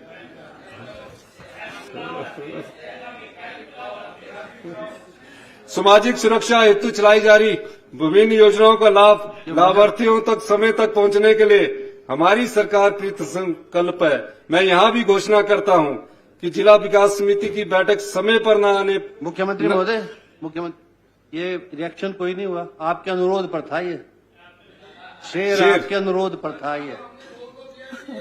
जिला विकास अब तो नहीं बोलोगे, शेर सुनना है। जिला विकास समिति की बैठक समय पर न होने, अब तो आ गई है काफी। जिला विकास समिति की बैठक समय पर न हो पाने की स्थिति में संबंधित जिलाओं के उपायुक्त को इन योजनाओं के अंतर्गत विभिन्न लाभार्थियों को दिए जाने वाले लाभों को स्वीकृत करने की शक्तियां दी जाएगी। ऐसी परिस्थिति में दी गई स्वीकृतियों पर जिला कल्याण समिति की होने वाली आगामी बैठक में अनिवार्य रूप से अनुमोदन प्राप्त करना होगा। अनुसूचित जाति, जनजाति तथा अन्य पिछड़े वर्गों से संबंधित लाभार्थियों के लिए चलाए जा रहे post graduate diploma in computer application courses में बाजार मांग के अनुरूप GST, tally, artificial intelligence, data management, machine learning, cyber security, AutoCAD इत्यादि नए कोर्सेज को सम्मिलित किया जाएगा, ताकि इस कार्यक्रम के अंतर्गत प्रशिक्षित लाभार्थियों को उचित रोजगार प्राप्त हो सके। सामाजिक सुरक्षा, महिला, बाल एवं अन्य पिछड़े वर्गों के कल्याण के लिए कुल 2,457 करोड़ रुपए प्रस्तावित है। अध्यक्ष महोदय, अत्यधिक वर्षा से आई आपदा के चलते हमारी सरकार ने द्वारा आपदा प्रभावित परिवारों के लिए तुरंत प्रभाव से राशन, एलपीजी गैस कनेक्शन तथा सिलेंडर बिना किसी दाम के उपलब्ध करवाए गए। हमारी सरकार द्वारा की गई यह छोटी सी सहायता पीड़ित परिवारों के लिए संकट के समय एक बड़ा सहारा बनी। राशन डिपोओं के माध्यम से food safety and standard authority of India के मानदंडों के अनुसार विटामिन ए और डी से फोर्टिफाइड सरसों का तेल और रिफाइंड तेल दिया जा रहा है। अभी तक यह तेल उपभोक्ताओं को राशन डिपो से सीमित मात्रा में ही उपलब्ध होता है। शादी, विवाह, त्योहार व अन्य समारोह में उपभोक्ताओं को यह तेल खुले बाजार से ऊंचे दामों पर खरीदना पड़ता है। मैं घोषणा करता हूं कि 1 अप्रैल 2024 से सभी उपभोक्ता अपनी आवश्यकता के अनुसार राशन डिपो से यह तेल प्राप्त कर सकेंगे। इससे राज्य की महिलाओं को लगभग 100 करोड़ रुपए का लाभ मिलेगा।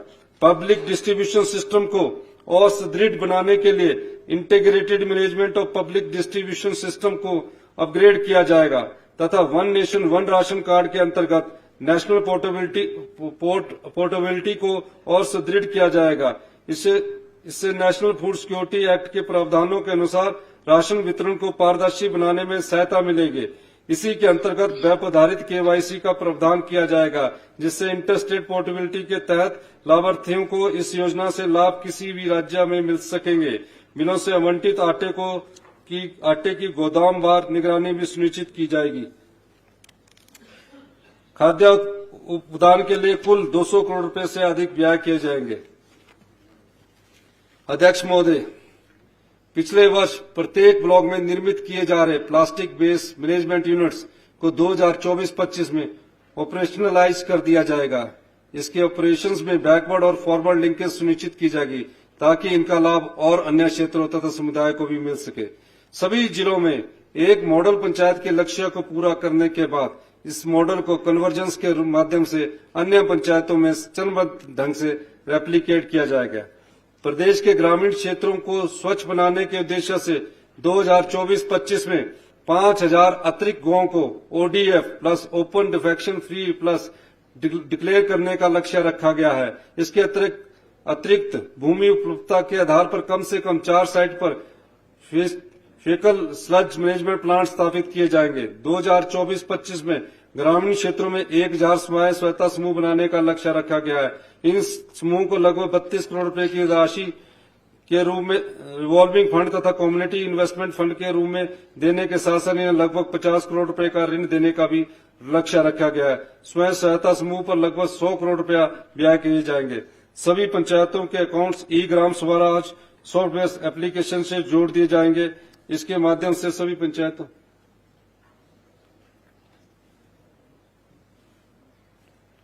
सभी पंचायतों के संसाधन तथा व्यय की मॉनिटरिंग के लिए इस प्रणाली को और सुदृढ़ किया जाएगा। 2024-25 में पंचायती राज संस्थानों के लिए 352 करोड़ रुपए 15वें वित्त आयोग की सिफारिशों के अनुरूप तथा 448 करोड़ रुपए 6ठे राज्य वित्त आयोग की सिफारिशों के आधार पर व्यय किए जाएंगे। पूर्व की यूपीए सरकार द्वारा आरंभ किया गया महात्मा गांधी ग्रामीण रोजगार गारंटी एक्ट मनरेगा ग्रामीण बेरोजगारों के लिए एक वरदान साबित हुआ है। मनरेगा कामगार इसके माध्यम से ग्रामीण क्षेत्रों में रोजगार प्राप्त करने के साथ साथ पब्लिक एसेट्स बनाने का कार्य भी कर रहे हैं। मैं मनरेगा कामगारों की दिहाड़ी, जो गांव में मनरेगा के दिहाड़ी है, पिछली बार 16 बढ़ाई थी, मैं मनरेगा कामगारों की दिहाड़ी वर्तमान में 240 रुपए से बढ़ाकर 300 रुपए करने की घोषणा करता हूं। पूरे 60 रुपए बढ़ाए। इस प्रकार सरकार मनरेगा कामगारों को 76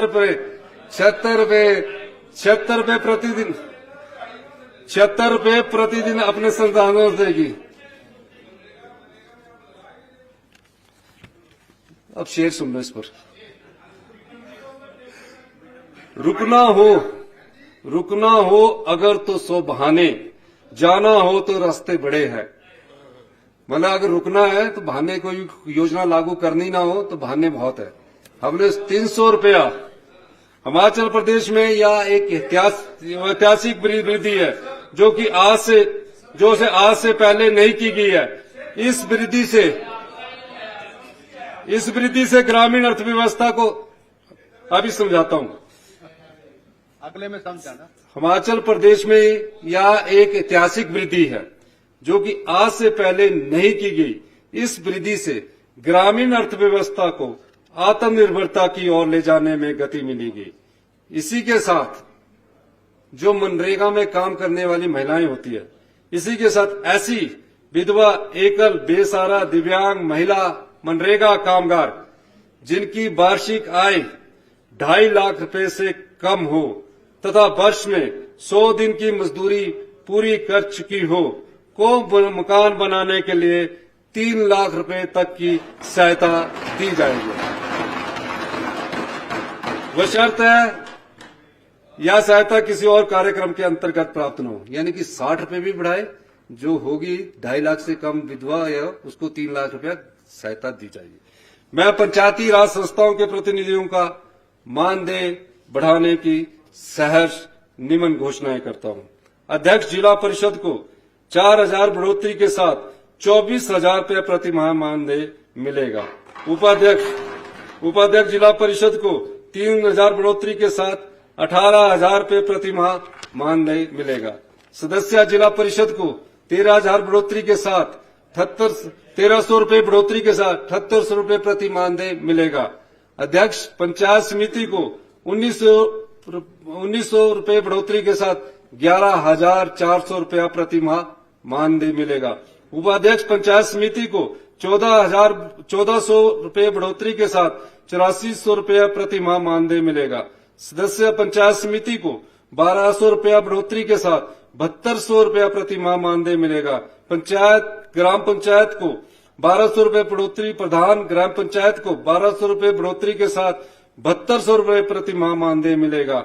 उप प्रधान ग्राम पंचायत को 800 रुपया बढ़ोतरी के साथ 4,800 रुपये प्रति माह मानदेय मिलेगा। सदस्य ग्राम पंचायत को 250 रुपये बढ़ोतरी के साथ 750 रुपये प्रति ग्राम पंचायत बैठक हेतु मानदेय मिलेगा। ग्रामीण विकास एवं पंचायती राज के लिए कुल 2,356 करोड़ रुपए प्रस्तावित है। अध्यक्ष महोदय, 2024-25 से घर बनाने के लिए नक्शों की स्वीकृति ऑटो डीसीआर के माध्यम से एक सिंगल पोर्टल पर प्रदान की जाएगी। यदि घर का नक्शा इस पोर्टल पर अपलोड करने के बाद कोई भी कमी पाई जाती है तो आवेदक उसे ऑनलाइन देकर ही आवश्यक दस्तावेज जमा करवा पाएंगे। इसी पोर्टल के माध्यम से प्राइवेट प्रोफेशनल्स 500 वर्ग मीटर तक के आवासीय नक्शे की अनुमति भी दे पाएंगे। मैं स्थानीय नगर निकायों के प्रतिनिधियों को प्रति माह दिए जाने वाले मानदेय को निम्न प्रकार से बढ़ाने की सहर्ष घोषणा करता हूं। पानी भी लेता हूं ना, वोकल कॉर्ड सूख जाती है तो थोड़ा एमएलओ से तो काट के दे रहा हूं, एमएलओ से ही काट के आ रही है क्या एमएलओ की जो महापौर नगर निगम को 4,000 रुपये बढ़ोतरी के साथ 24,000 रुपये प्रति माह मानदेय मिलेगा। उप महापौर और नगर निगम को 3,000 बढ़ोतरी के साथ 18,000 रुपया प्रति माह मानदेय मिलेगा। काउंसलर नगर निगम को 1,400 रुपये बढ़ोतरी के साथ 8,400 रुपये प्रति मानदेय मिलेगा। अध्यक्ष नगर परिषद को 1,700 रुपये बढ़ोतरी के साथ 10,200 रुपया प्रति माह मानदेय मिलेगा। उपाध्यक्ष नगर परिषद को 1,400 रुपये बढ़ोतरी के साथ 8,400 रुपये प्रति माह मानदेय मिलेगा। पार्षद नगर परिषद को 700 रुपये बढ़ोतरी के साथ 4,200 रुपये प्रति माह मानदेय मिलेगा। प्रधान नगर पंचायत को 1,400 रुपये बढ़ोतरी के साथ 8,400 रुपये प्रति माह मानदेय मिलेगा। उप प्रधान नगर पंचायत को 1,100 रुपये बढ़ोतरी के साथ 6,600 रुपये प्रति माह मानदेय मिलेगा। सदस्य नगर पंचायत को 700 रुपये बढ़ोतरी के साथ 4,200 रुपये प्रति माह मानदेय मिलेगा।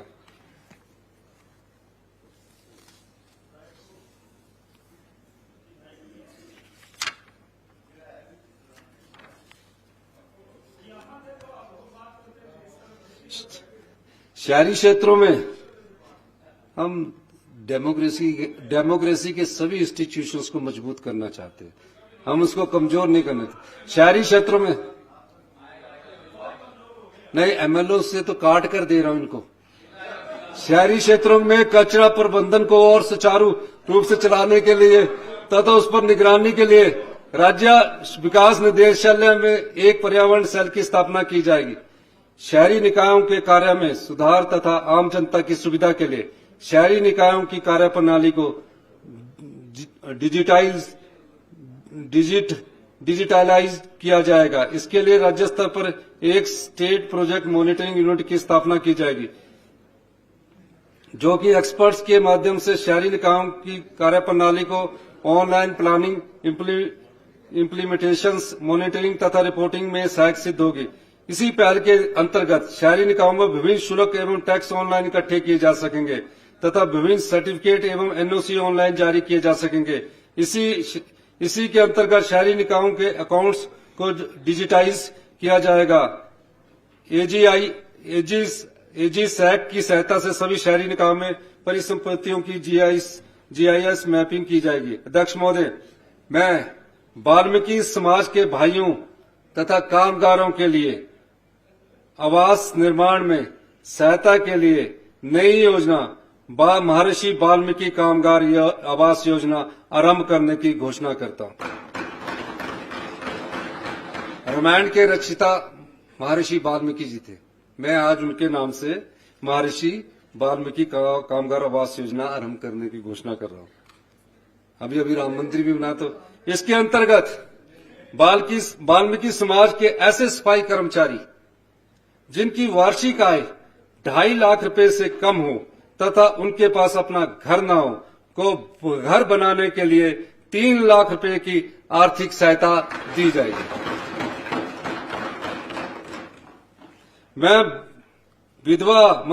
मैं मुख्यमंत्री विधवा एवं एकल नारी आवास योजना के अंतर्गत ऐसे सभी लाभार्थियों जिनकी वार्षिक आय 2.5 लाख रुपए से कम हो को गृह निर्माण के लिए दी जा रही 1.5 लाख रुपए की राशि को बढ़ाकर 3 लाख रुपए करने की घोषणा करता हूं। जितने भी विधवाएं हैं उनको घर बनाने के लिए जो 1.5 लाख रुपए की राशि मुख्यमंत्री के द्वारा हमने शुरू की है, उसमें उनको घर बनाने के लिए 3 लाख रुपए की राशि दी जाएगी और उनकी आय की सीमा भी हमने तय की है कि 2.5 लाख से कम होनी चाहिए।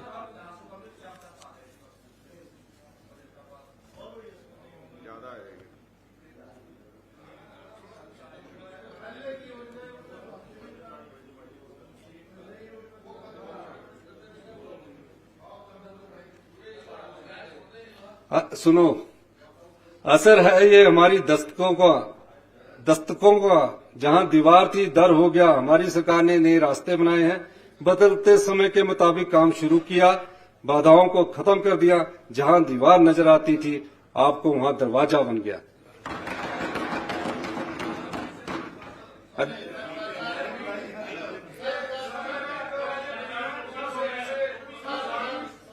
अच्छा,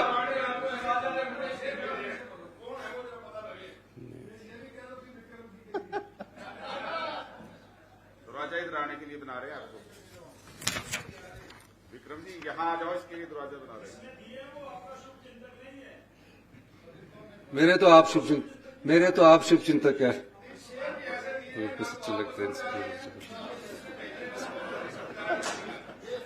अच्छा सुनो तो नहीं,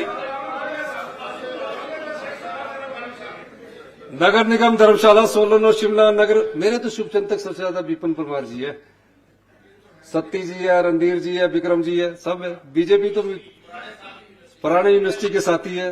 नगर निगम धर्मशाला, धर्मशाला, सोलन और शिमला नगर परिषद नालागढ़ और परमाणु में इकोनॉमिकली वीकर सेक्शंस से संबंधित ऐसे व्यक्तियों को मकान आवंटित किए जाएंगे जिनकी वार्षिक आय 3 लाख रुपए से कम हो। पात्रता मानदंडों को पूरा करने वाले अनुसूचित जाति, अनुसूचित जनजाति, ओबीसी वर्ग तथा विधवाएं, निराश्रित महिलाएं, दिव्यांगों को प्राथमिकता दी जाएगी। अध्यक्ष महोदय, प्रदेश के ग्रामीण क्षेत्रों में जल जीवन मिशन तथा एनडीबी और एडीबी के माध्यम से विभिन्न परियोजनाओं के अंतर्गत पेयजल सुविधाएं प्रदान की जा रही है। 2024-25 में किन्नौर, चंबा और लाहौल व स्पीति में 29 करोड़ की लागत से 4 एंटी फ्रीज पेयजल परियोजनाओं को पूरा करने का लक्ष्य रखा गया है। न्यू डेवलपमेंट बैंक के माध्यम से 24 तथा एशियन डेवलपमेंट बैंक के माध्यम से 186 पेयजल योजनाएं कार्यान्वयन के विभिन्न चरणों पर है तथा इन्हें तय समय सीमा के भीतर ही पूरा कर लिया जाएगा। इन दोनों के माध्यम से 20,663 परिवार पार्शली कवर्ड स्कीम से लाभान्वित होंगे तथा 69,282 परिवार functional house hold tap connection से लाभान्वित होंगे।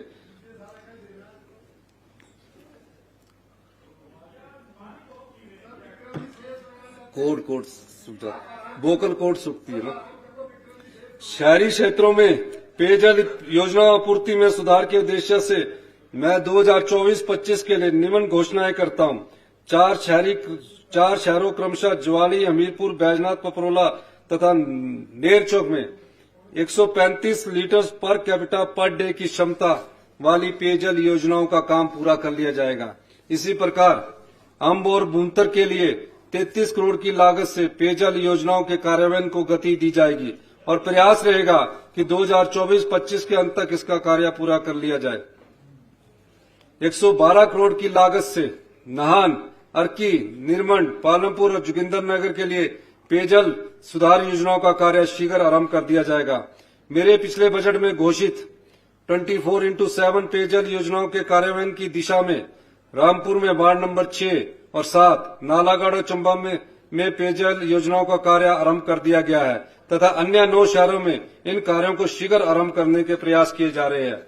हिमाचल प्रदेश में पेयजल की गुणवत्ता सुधारने की दिशा में मेरे द्वारा की गई घोषणाओं को पूरा किया गया है तथा स्थानीय महिलाओं की भागीदारी से village water and sanitation committees का गठन करने के बाद महिलाओं को प्रशिक्षित किया जा चुका है। अब तक 69 टेस्टिंग लैब स्थापित की जा चुकी है, जिनमें से 62 की accreditation national accreditation board for testing and calibration द्वारा की जा चुकी है।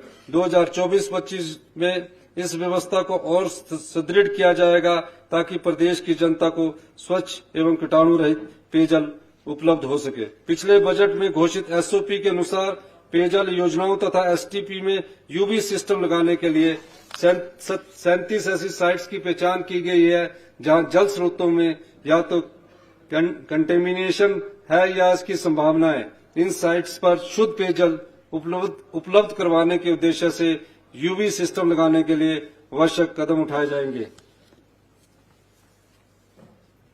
गगरेट, डलहौजी, चुवाड़ी, रिवाल्सर, भोटा, संतोषगढ़, बैजनाथ, पपरोला और नेरचौक में सीवरेज परियोजनाओं पर चल रहे कार्यों को गति दी जाएगी तथा उन्हें 2024-25 में पूरा करने के प्रयास किए जाएंगे।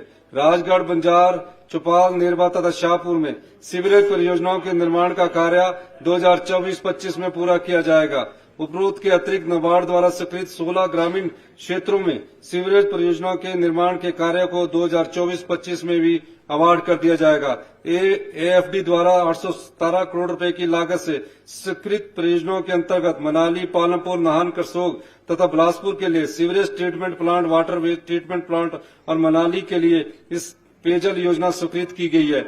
इनमें से मनाली सीवरेज नेटवर्क का कार्य प्रगति पर है तथा शेष कार्य को शीघ्र ही आरंभ कर दिया जाएगा। शेर बहुत आ गए पर सुनाए कौन सा।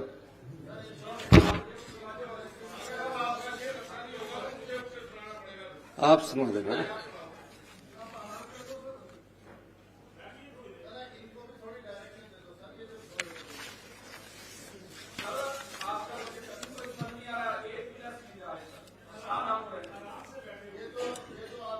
हम आपको परेशानी तो करने आए हैं। 380 करोड़ रुपए की लागत से 14 सरफेस माइनर इरिगेशन स्कीम का कार्य विभिन्न चरणों में है। इनमें फिट नहीं बैठना, जब फिट बैठेगा तब होगा। इन योजनाओं के माध्यम से लगभग 9,700 हेक्टेयर का सीसीए उपलब्ध करवाया जाएगा। प्रधानमंत्री कृषि सिंचाई योजना के अंतर्गत स्वीकृत इन योजनाओं को भारत सरकार द्वारा जारी धनराशि के आधार पर गति दी जाएगी। प्रधानमंत्री कृषि सिंचाई योजना के अंतर्गत स्वीकृत 4 योजनाओं में से लाभरंग गार्डन कॉलोनी तथा पू के लिए स्वीकृत योजना को पूरा करने के लिए लगभग 53 लाख की राशि ट्राइबल डेवलपमेंट प्रोग्राम से उपलब्ध करवा दी गई है। 644 करोड़ रुपए की लागत से फिनासिंग बहुउद्देशीय मध्यम सिंचाई परियोजना को सचिव department of water resources river development and Ganga rejuvenation की अध्यक्षता में हुई स्क्रीनिंग कमेटी की बैठक में प्रधानमंत्री Krishi Sinchai Yojana accelerated integrated irrigation benefit programme के अंतर्गत फंडिंग के लिए अनुशंसित किया गया है। इसके निर्माण से 4,025 हेक्टेयरों का सीसीए उपलब्ध होगा तथा इसके साथ ही 1.88 मेगावाट जल विद्युत उत्पादन होगा। इस परियोजना पर राज्य सरकार द्वारा अपने संसाधनों से लगभग 290 करोड़ रुपए का व्यय किया जा चुका है। केंद्र द्वारा धनराशि के आधार पर इस परियोजना के कार्यान्वयन को गति दी जाएगी। जल शक्ति के लिए कुल 3,365 करोड़ रुपए प्रस्तावित है। अध्यक्ष महोदय, मानसून आपदा के चलते प्रदेश में सड़कों तथा पुलों को व्यापक नुकसान पहुंचा। हमारी सरकार द्वारा बिना समय गंवाए राहत और पुनर्निर्माण कार्य शुरू किया गया तथा बहुत ही कम समय में सभी मुख्य सड़कें ट्रैफिक के लिए खोल दी गई।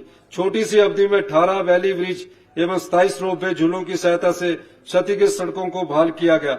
मैं इस सदन के माध्यम से ऐसे सभी चुने हुए जनप्रतिनिधियों तथा सरकारी अधिकारियों एवं कर्मचारियों का जिन्होंने दिन रात प्रदेश की जनता के साथ खड़े होकर बहाली का काम किया, दिल से धन्यवाद करता हूं।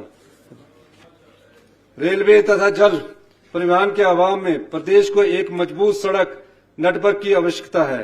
पिछले लगभग 53 वर्ष के कार्यकाल में प्रदेश में बहुत सी नई सड़कें बनी तथा उनके माध्यम से बहुत से गांव जुड़े। वर्तमान में 40,703 किलोमीटर मोटर योग्य सड़कें, 34,055 किलोमीटर पक्की सड़कें तथा 2,478 पुल है। कुल 3,615 ग्राम पंचायतों में से 3,578 ग्राम पंचायतों को मोटर योग्य अथवा जीप योग्य सड़कों से जोड़ा जा चुका है। शेष बची पंचायतों में से 10 और पंचायतों को 2024-25 में मोटर योग्य सड़क से जोड़ दिया जाएगा। हमारी सरकार द्वारा प्रधानमंत्री ग्रामीण सड़क योजना 3 के अंतर्गत 2,683 किलोमीटर लंबी 254 सड़कों के लिए 2,643 करोड़ रुपए की स्वीकृति प्राप्त की गई है। इस योजना के अंतर्गत 2024-25 में निम्नलिखित कार्य पूर्ण किए जाएंगे। 500 किलोमीटर लंबी सड़कों की अपग्रेडेशन होगी, 325 किलोमीटर नई सड़कों का निर्माण, 8 पुलों का निर्माण, 15 बस्तियों को सड़कों से जोड़ा जाएगा। इसी प्रकार प्रधानमंत्री ग्राम सड़क योजना के अंतर्गत 825 किलोमीटर लंबी सड़कें व 8 पुलों का निर्माण किया जाएगा। इसके अतिरिक्त प्रधानमंत्री ग्रामीण सड़क योजना 1 एवं 2 के अंतर्गत 150 किलोमीटर लंबी सड़कों में क्रॉस ड्रेनेज की सुविधा प्रदान की जाएगी। हमारी सरकार द्वारा 2024-25 में 115 किलोमीटर लंबे राष्ट्रीय उच्च मार्ग पर 631 करोड़ रुपए के व्यय से 13 पुलों सहित 19 कार्यों को पूरा करने का लक्ष्य रखा गया है। इसके अतिरिक्त 4,490 करोड़ की लागत से राष्ट्रीय उच्च मार्गों को 2 लेन अथवा 4 लेन करने के लिए एक प्रस्ताव केंद्र सरकार को भेजा जाएगा। इनमें से राष्ट्रीय उच्च राजमार्ग पर प्रमुख कार्य निम्नलिखित है। 500 करोड़ रुपए की लागत से सैंज लूरी ओट, 750 करोड़ रुपए की लागत से सैंज लूरी ओट राष्ट्रीय उच्च मार्ग पर जलोड़ी पास सुरंग का निर्माण, 200 करोड़ रुपए की लागत से नगरोटा भगवान रानीताल 300 करोड़ रुपए की लागत से चंबा भरमौर, 500 करोड़ की लागत से नाहन कुमारहट्टी, लगभग 250 करोड़ की लागत से विभिन्न राष्ट्रीय उच्च मार्गों पर पुलों का निर्माण, लगभग 2000 करोड़ रुपए की लागत से विभिन्न कार्य। आगामी वर्ष के दौरान नाबार्ड के माध्यम से RIDF के अंतर्गत 205 किलोमीटर लंबी नई सड़कें, 305 किलोमीटर सड़कों पर क्रॉस ड्रेनेज, 425 किलोमीटर लंबी सड़कों की टायरिंग तथा 25 पुलों का निर्माण किया जाएगा। सेंट्रल रोड्स इंफ्रास्ट्रक्चर फंड के अंतर्गत निम्न 5 स्वीकृत सड़कों का निर्माण कार्य 2024-25 में पूरा किया जाएगा। जिया मानीकरण सड़क पर वर्षा से हुए नुकसान का मरम्मत कार्य, शाहपुर सुवंता चुवाड़ी मार्ग का उन्नयन, ब्यास नदी पर टेरेस तथा स्थाना को जोड़ने वाले पुल का निर्माण, बागछल मेहरे बड़सर सड़क का उन्नयन, पड़ोगा त्यूंडी में स्वान नदी पर पुल का निर्माण। अध्यक्ष महोदय, पर्यावरण संरक्षण तथा लागत को कम करने की दृष्टि से 2024-25 में 230 किलोमीटर लंबी सड़कों पर प्लास्टिक वेस्ट का इस्तेमाल किया जाएगा। इसके अतिरिक्त अधिक ऊंचाई वाली सड़कों पर कैल्शियम क्लोराइड और ब्राइन सोल्यूशन का प्रयोग किया जाएगा ताकि सर्दियों में इन सड़कों पर बर्फ न जम सके और संभावित दुर्घटना को टाला जा सके।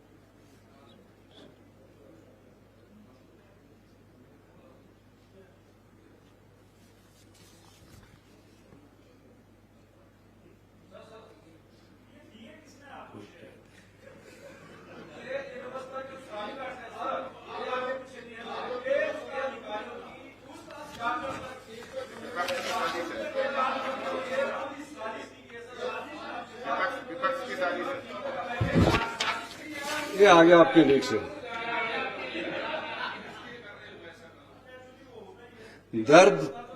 दर्द हो तो दवा भी मुमकिन है, दर्द हो तो दवा भी मुमकिन है, बैम की क्या दवा करे कोई। अब बैम में भले लोग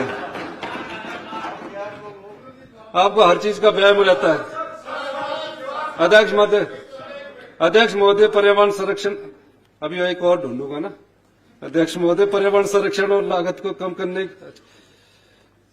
कम 2024-25 में हमारी सरकार द्वारा निम्नलिखित सड़कों तथा संबंधित निर्माण कार्य किए जाएंगे।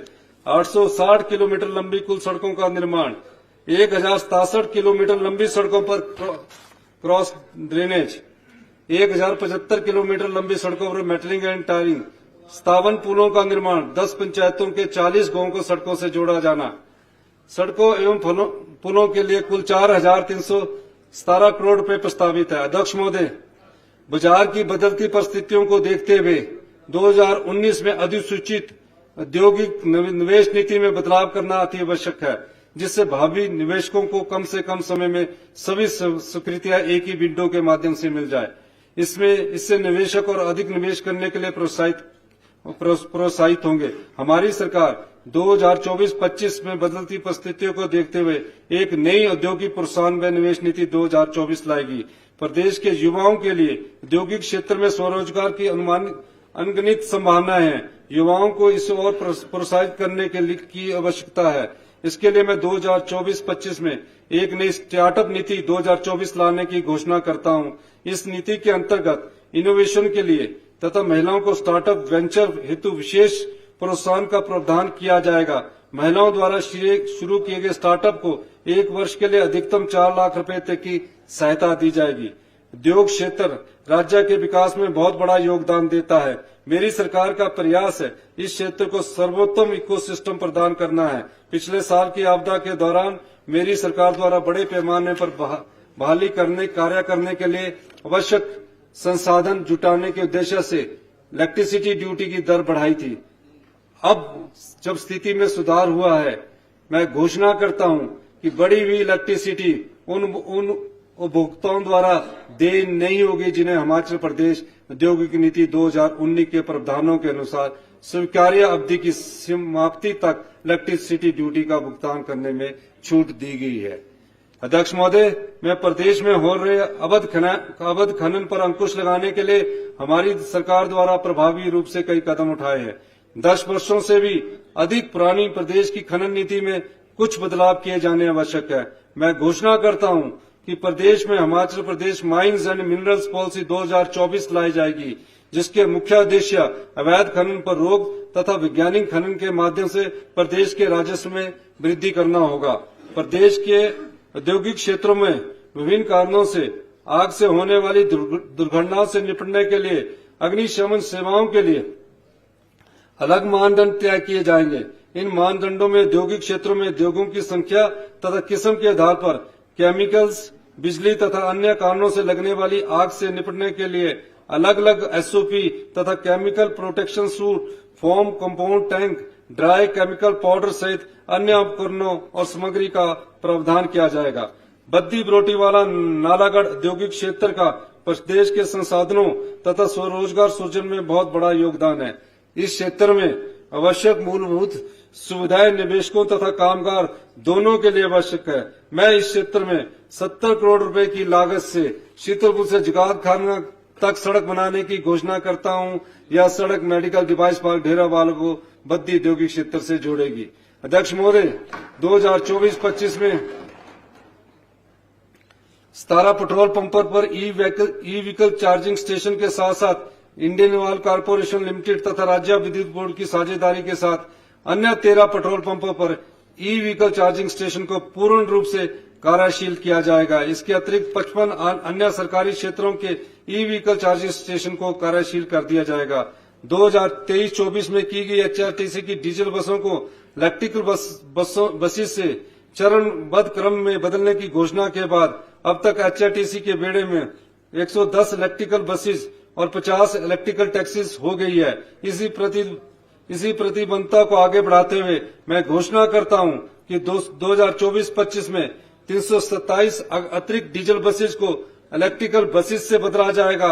इस पहल में जन सहभागिता सुनिश्चित करने के लिए शुरुआती चरण में माननीय विधायकों को प्रत्येक विधानसभा क्षेत्र में 5 रूटों पर ई वेस्ट चलाने के लिए प्राथमिकता मांगी गई है।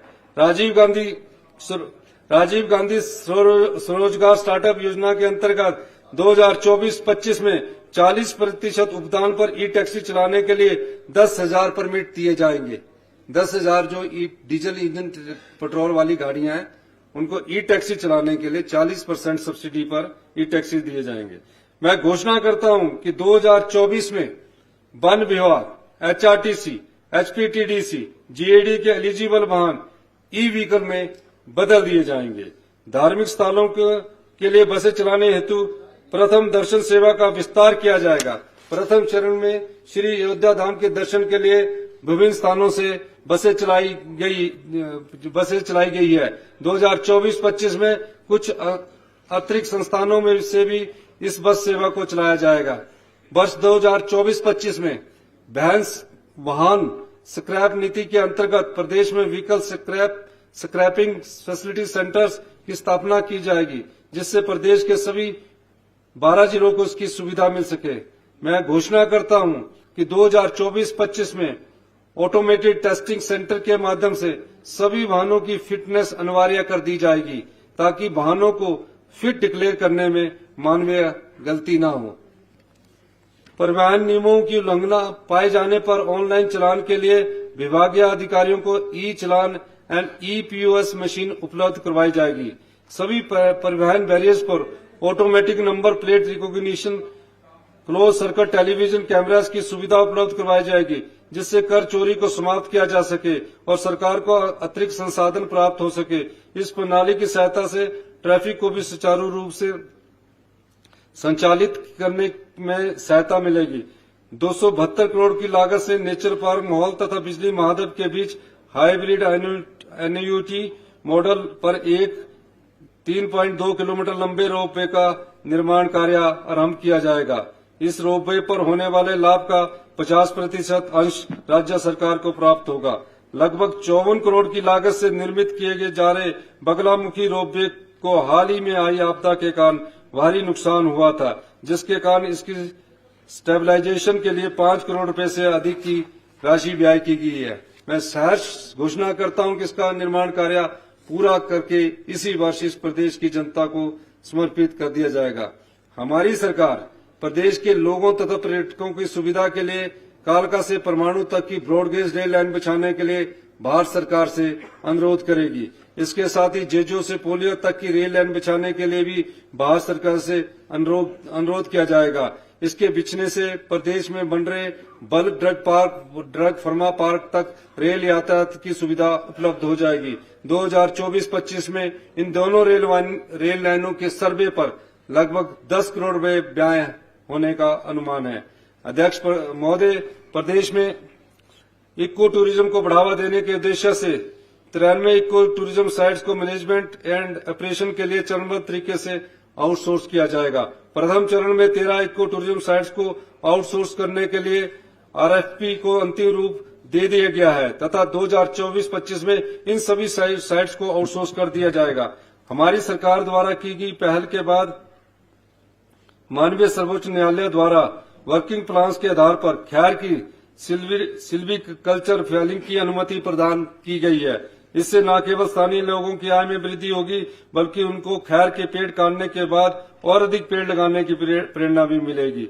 2024-25 में 10 फॉरेस्ट डिवीजनों में लगभग 13,000 खैर के पेड़ काटने की योजना तैयार की गई है। इससे प्रदेश के राजस्व में भी वृद्धि होगी। माननीय न्यायालय के इस निर्णय से प्रेरित होकर हमारी सरकार चील के पेड़ काटने की अनुमति के लिए भी याचिका दायर करेगी, जिससे अतिरिक्त राजस्व प्राप्त होने के साथ साथ इकोसिस्टम सर्विसेज की गुणवत्ता भी होगी। हरित हिमाचल की दिशा में एक कदम आगे बढ़ाते हुए उपनगरीय और शहरी क्षेत्रों में green Himachal biodiversity park, nature park, river side park स्थापित किए जाएंगे। इन पार्कों को इको फ्रेंडली मटेरियल्स के उपयोग से डिजाइन और विकसित किया जाएगा। इस हस्तक्षेप के माध्यम से मक साइट को भी बहाल किया जाएगा। अध्यक्ष महोदय, मैं वनों से संबंधित सभी ऑपरेशनों को बीट लेवल पर सुनिश्चित करने के लिए प्रदेश की सभी 2061 फॉरेस्ट बीट में एक वन मित्र नियुक्त करने की घोषणा करता हूं। इनकी नियुक्ति की प्रक्रिया 2024-25 में पूरी कर ली जाएगी। कम्युनिटीज की सहायता से वनों के प्रबंधन में इन वन मित्रों की अहम भूमिका होगी। इसी के साथ में 2024-25 में वन विभाग में फॉरेस्ट गार्ड्स के 100 रिक्त पदों को भरने की भी घोषणा करता हूं। वन विभाग के कुल 834 करोड़ रुपए प्रस्तावित है। अध्यक्ष महोदय, प्रदेश के ग्रामीण क्षेत्रों के समग्र विकास तथा उसे ग्रीन बनाने के लिए मैं मुख्यमंत्री हरित विकास छात्रवृत्ति योजना आरंभ करने की घोषणा करता हूं। इस योजना के अंतर्गत अगले 4 वर्षों में प्रत्येक विधानसभा चुनाव क्षेत्र में 2 गांव चयनित किए जाएंगे तथा राज्य के साइंस पोस्ट ग्रेजुएट तथा इंजीनियरिंग ग्रेजुएट्स को उन गांवों में जलवायु परिवर्तन और पर्यावरण संरक्षण पर अनुसंधान के लिए 2 साल तक छात्रवृत्ति दी जाएगी।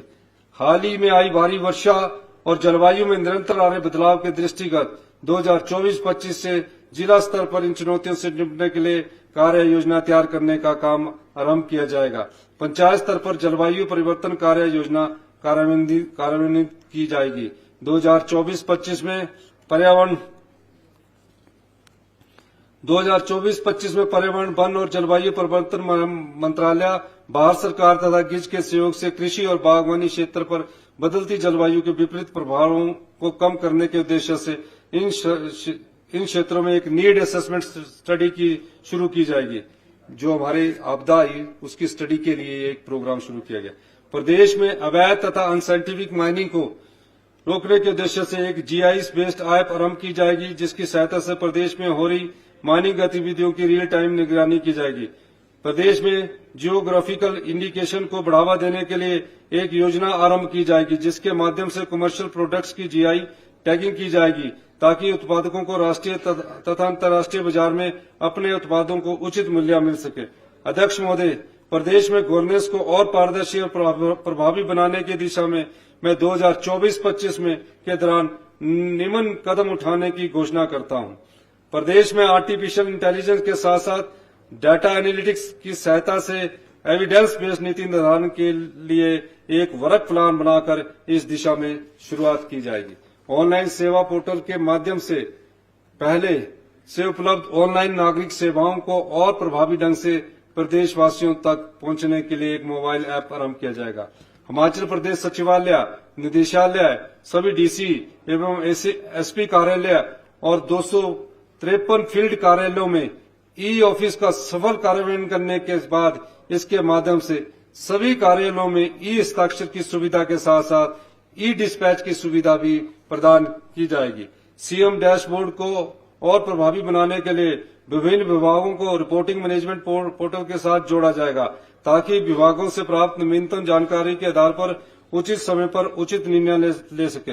मुख्यमंत्री सेवा संकल्प हेल्पलाइन में आर्टिफिशियल इंटेलिजेंस का प्रयोग किया जाएगा, ताकि प्राप्त शिकायतों का कम से कम समय में निवारण हो सके। गत वर्ष विकसित किए गए डीबीटी पोर्टल को नेशनल डीबीटी पोर्टल के साथ जोड़ा जाएगा, जिससे दोनों पोर्टलों की सूचनाओं को साझा किया जाए। निवेशकों द्वारा किए गए 5G कनेक्टिविटी के लिए ऑनलाइन आवेदनों के साथ निपटारे हेतु राइट ऑफ वे पोर्टल को आवश्यक संसाधनों सहित अपडेट किया जाएगा। स्टेट डाटा सेंटर की अपग्रेडेशन का कार्य अगस्त 2024 तक पूरा कर लिया जाएगा। इससे उपलब्ध डाटा और अन्य सूचनाओं की सुरक्षा के लिए नवीनतम उपाय किए जाएंगे। हिम परिवार रजिस्टर के सफल कार्यान्वयन के बाद विभिन्न नागरिक सेवाओं को इसके साथ एकीकृत किया जाएगा, ताकि प्रदेशवासियों को विभिन्न सेवाओं का लाभ कम से कम समय में मिल सके। अध्यक्ष महोदय, 2024-25 से मेघ जमाबंदी के अंतर्गत कोई भी नागरिक किसी भी समय जमीन से संबंधित रिकॉर्ड की प्रतियां डाउनलोड कर सकेगा। इस पोर्टल पर UPI, debit card, credit card इत्यादि के माध्यम से शुल्क भुगतान की सुविधा भी उपलब्ध करवाई जाएगी। मेघ चार्ज के अंतर्गत किसान क्रेडिट कार्ड ऋण लेने के लिए सभी प्रक्रिया ऑनलाइन पूरी करने का प्रावधान किया जाएगा। इसके माध्यम से बैंकों अथवा वित्तीय संस्थानों तथा तहसील कार्यालयों में बार बार चक्कर नहीं लगाने पड़ेंगे। सभी औपचारिकताएं इसी एकीकृत मॉड्यूल के माध्यम से पूरी करके बहुत कम समय में ऋण स्वीकृत किया जाएगा। संपत्ति पंजीकरण प्रक्रिया को और सरल बनाने के उद्देश्य से स्टैंप ड्यूटी, पंजीकरण शुल्क तथा अन्य प्रभारों को ऑनलाइन भुगतान मेघ पंजीकरण मॉड्यूल के माध्यम से आरंभ किया जाएगा। इसी तरह मेघ म्यूटेशन मॉड्यूल के उपयोग से ऑनलाइन म्यूटेशन की सुविधा भी प्रदान की जाएगी। बहुत से भू अभिलेखों का वर्णन कठिन शब्दों में उपलब्ध है। इन भू अभिलेखों का अनुवाद संविधान की अनुसूची 8 में सूचीबद्ध विभिन्न भाषाओं में करवाने का कार्य शीघ्र किया जाएगा। अध्यक्ष महोदय, मेरे द्वारा पिछले बजट में अतिरिक्त संसाधन जुटाने के उपायों के अनुक्रम में मैं निम्न घोषणाएं करता हूं।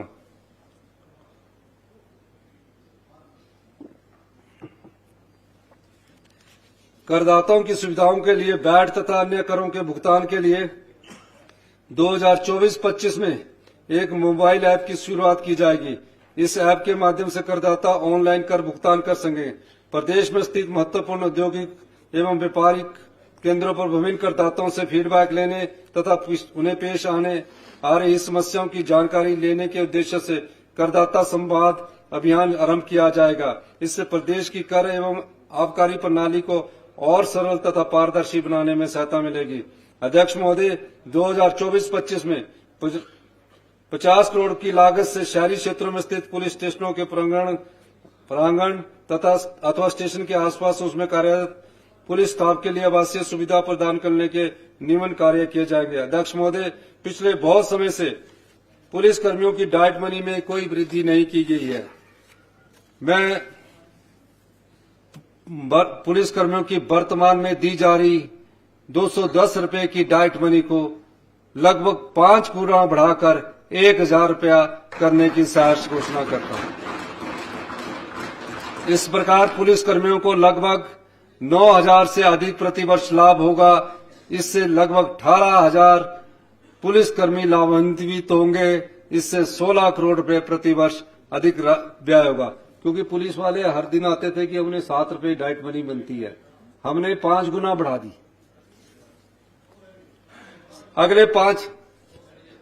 अगले 5 वर्षों में प्रदेश की 1% जनता को सिविल डिफेंस स्कीम के अंतर्गत लाया जाएगा।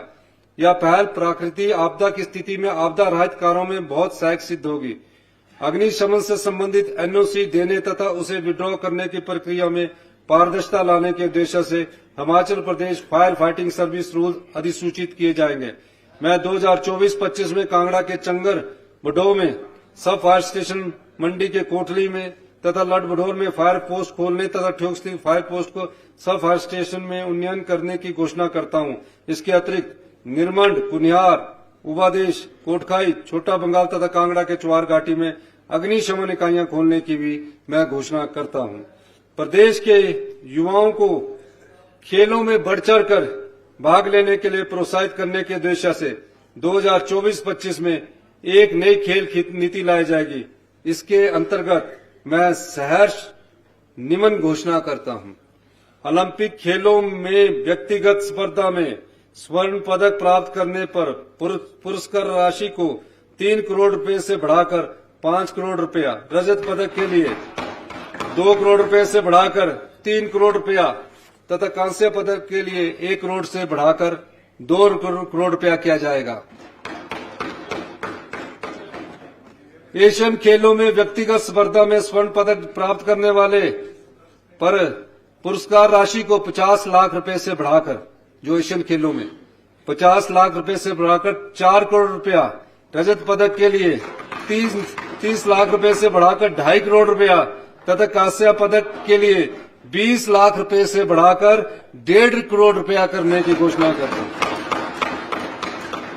कॉमनवेल्थ खेलों में व्यक्तिगत स्पर्धा में स्वर्ण पदक प्राप्त करने पर पुरस्कार राशि को 50 लाख रुपए से बढ़ाकर 3 करोड़ रुपया, रजत पदक के लिए 30 लाख रुपए से बढ़ाकर 2 करोड़ रुपया तथा कांस्य पदक के लिए 20 लाख रुपए से बढ़ाकर 1 करोड़ रुपया किया जाएगा।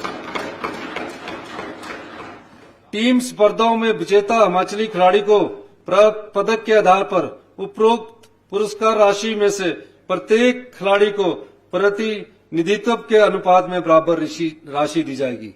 जैसे कि हमारी बेटियां भी एशियन खेल के आई, उसमें 3 बेटियां या 4 बेटियां हमारी सिलेक्ट होकर जाती है, तो अनुपात के अनुसार से 2 बेटियां बाहर की होती है, तो उनको ये राशि जो एशियन खेल की कुश्ती में जीत कर आएगी, उसी अनुपात के आधार पर इसी वर्ष इन खेल के जो हमारे एशियन गेम्स में चाहे कॉमनवेल्थ गेम में जीत कर है, उनको इसी वर्ष उपलब्ध करवा दी जाएगी। राज्य से बाहर हमारे बच्चे कई बार राज्य से बाहर जाते हैं। राज्य से बाहर 200 किलोमीटर की दूरी तक खेल स्पर्धाओं में भाग लेने वाले जो गवर्नमेंट स्कूल और हमारे स्कूलों के बच्चे हैं, कॉलेज के बच्चे हैं, सब बाहर जाते हैं। हम जब जाते थे छोटे होते तो हम भी देखते थे। तो भाग लेने के लिए खिलाड़ियों को AC 3 टायर किराया दिया जाएगा तथा 200 किलोमीटर से अधिक, यानी कि दिल्ली से अधिक दूरी के स्थानों पर जाना है तो 200 किलोमीटर से अधिक दूरी के स्थानों पर जाने के लिए एयर फेयर दिया जाएगा। सरकारी विभागों में उत्कृष्ट खिलाड़ियों को विभिन्न पदों पर 3% खेल कोटा के अंतर्गत सम्मिलित वर्तमान 43 खेलों की संख्या को बढ़ाया जाएगा। मैं जो हिमाचल प्रदेश में स्कूल गेम्स होती है, कॉलेज गेम्स होती है, इंटर यूनिवर्सिटी होती है, इंटर कॉलेज होती है, इस सब प्रकार की इंटर गेम्स होती है, इन सब प्रकार की खेलों में डाइट मनी बहुत कम मिलती है। मैं विभिन्न स्तर की प्रतिस्पर्धा के लिए खिलाड़ियों को दी जाने वाली डाइट मनी में बढ़ोतरी करने के बाद निमन की घोषणा करता हूं। प्रारंभिक शिक्षा स्तर के खिलाड़ियों को प्रदेश में होने वाली खेलों में भाग लेने पर जब वो जोनल में जाते हैं प्राइमरी स्कूल के 250 रुपया प्रतिदिन दिए जाएंगे। अन्य सभी खिलाड़ियों को प्रदेश में होने वाली खेलों में भाग लेने पर 400 रुपया प्रतिदिन दिया जाएगा। सभी खिलाड़ियों को प्रदेश से होने वाली खेलों में भाग लेने के लिए, इंटर यूनिवर्सिटी नेशनल गेम्स में भाग लेने के लिए समान रूप से 500 रुपया प्रतिदिन दिए जाएंगे। प्रदेश के खेल हॉस्टलों में रहने वाले सभी खिलाड़ी को उपरोक्त के अनुसार 250 रुपया मिलते हैं तथा उन्हें उनकी डाइट मनी को 400 रुपया की डाइट मनी दी जाएगी। अध्यक्ष महोदय, मैं 2024-25 में निम्न खेल परिसरों के निर्माण कार्य आरंभ करने की घोषणा करता हूं। हमीरपुर में आधुनिक सुविधाओं से युक्त एक इंडोर स्टेडियम का निर्माण, उन्ना के पजाओं में इंडोर स्टेडियम का निर्माण, मनाली बंदरौल में एक इंडोर स्पोर्ट्स स्टेडियम का निर्माण, रहन में स्विमिंग पूल सुविधा के साथ इंडोर स्टेडियम का निर्माण, देरा में स्विमिंग पूल सुविधा के साथ इंडोर स्टेडियम का निर्माण, क्रीडी नदौन में इंडोर बहुउद्देशीय खेल परिसर का निर्माण, कुसुमटी में इंडोर बहुउद्देशीय खेल परिसर का निर्माण, जयसिंहपुर में इंडोर बहुउद्देशीय खेल परिसर का निर्माण, ढली बाईपास में इंडोर बहुउद्देशीय खेल परिसर का निर्माण। अध्यक्ष महोदय, हम वहां भी कर देंगे, अब चिंता न करो, सब जगह करेंगे, अभी तो सभी जगह करेंगे। अध्यक्ष महोदय, हिमाचल प्रदेश को फिल्म की शूटिंग के लिए एक फेवरेट डेस्टिनेशन बनाने के उद्देश्य से 2024-25 से हिमाचल प्रदेश फिल्म पॉलिसी 2024 का कार्यान्वयन किया जाएगा। इसके तहत राज्य स्तर पर एक फिल्म डेवलपमेंट काउंसिल का गठन किया जाएगा तथा सूचना एवं जनसंपर्क विभाग में फिल्म फैसिलिटेशन सेल की स्थापना की जाएगी। फिल्मों की शूटिंग के लिए ऑनलाइन आवेदन तथा अनुमति प्रदान करने के लिए वेब पोर्टल की स्थापना की जाएगी। सरकारी योजनाओं तथा विकास नीतियों को प्रभावी रूप से विभिन्न web channels, news websites, social media influence के माध्यम से प्रसारित एवं प्रचारित करने के लिए डिजिटल मीडिया पॉलिसी 2024 का कार्यान्वयन किया जाएगा। सरकारी कार्यक्रमों तथा कार्यकलापों से संबंधित सूचना को हिम सूचना कोष डाटा ऐप के माध्यम से संकलित किया जाएगा, जिसकी की प्रकाशन के लिए तथा प्रेस में देने योग्य सूचना को तुरंत ही प्राप्त करके प्रेस नोट अथवा लेख प्रिंट किया जा सके। अध्यक्ष महोदय,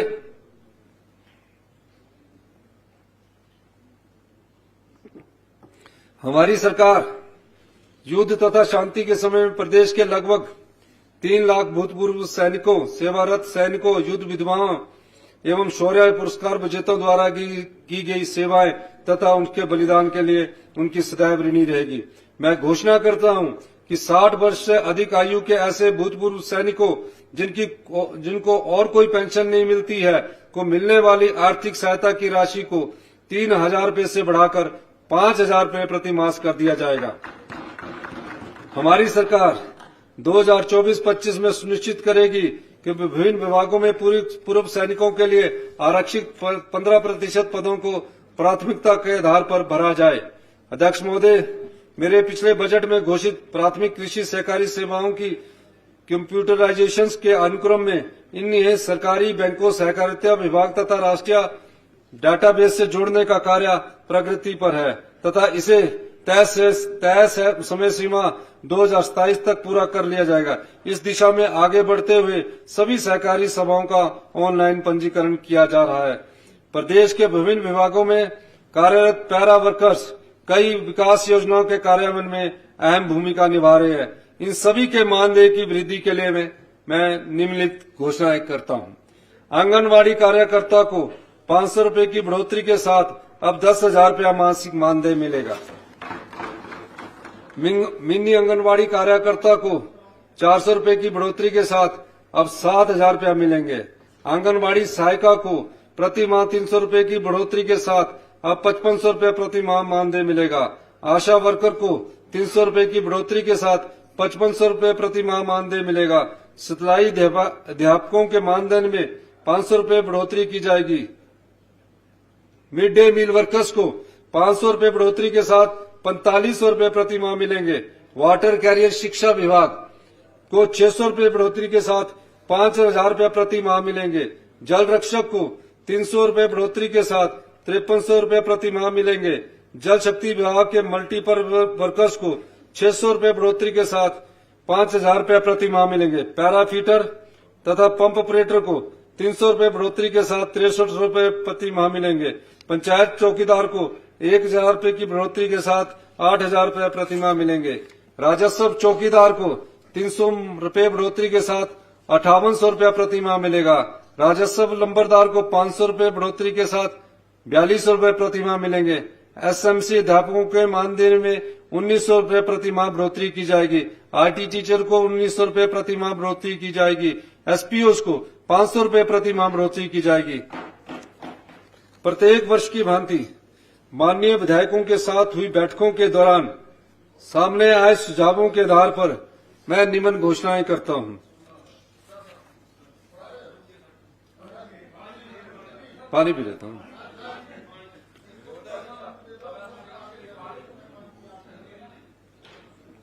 बुलाने की मीटिंग में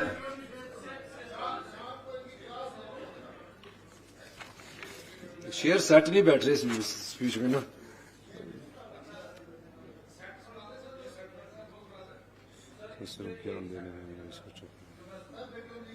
हाँ, तुम्हारा क्या है, तुम्हारा क्या है, तुम्हारा क्या है, तुम्हें तो सिर्फ ज्ञान देना है।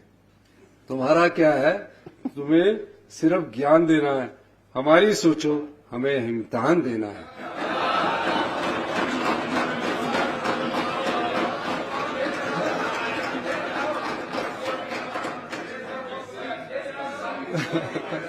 ये सही आ गया।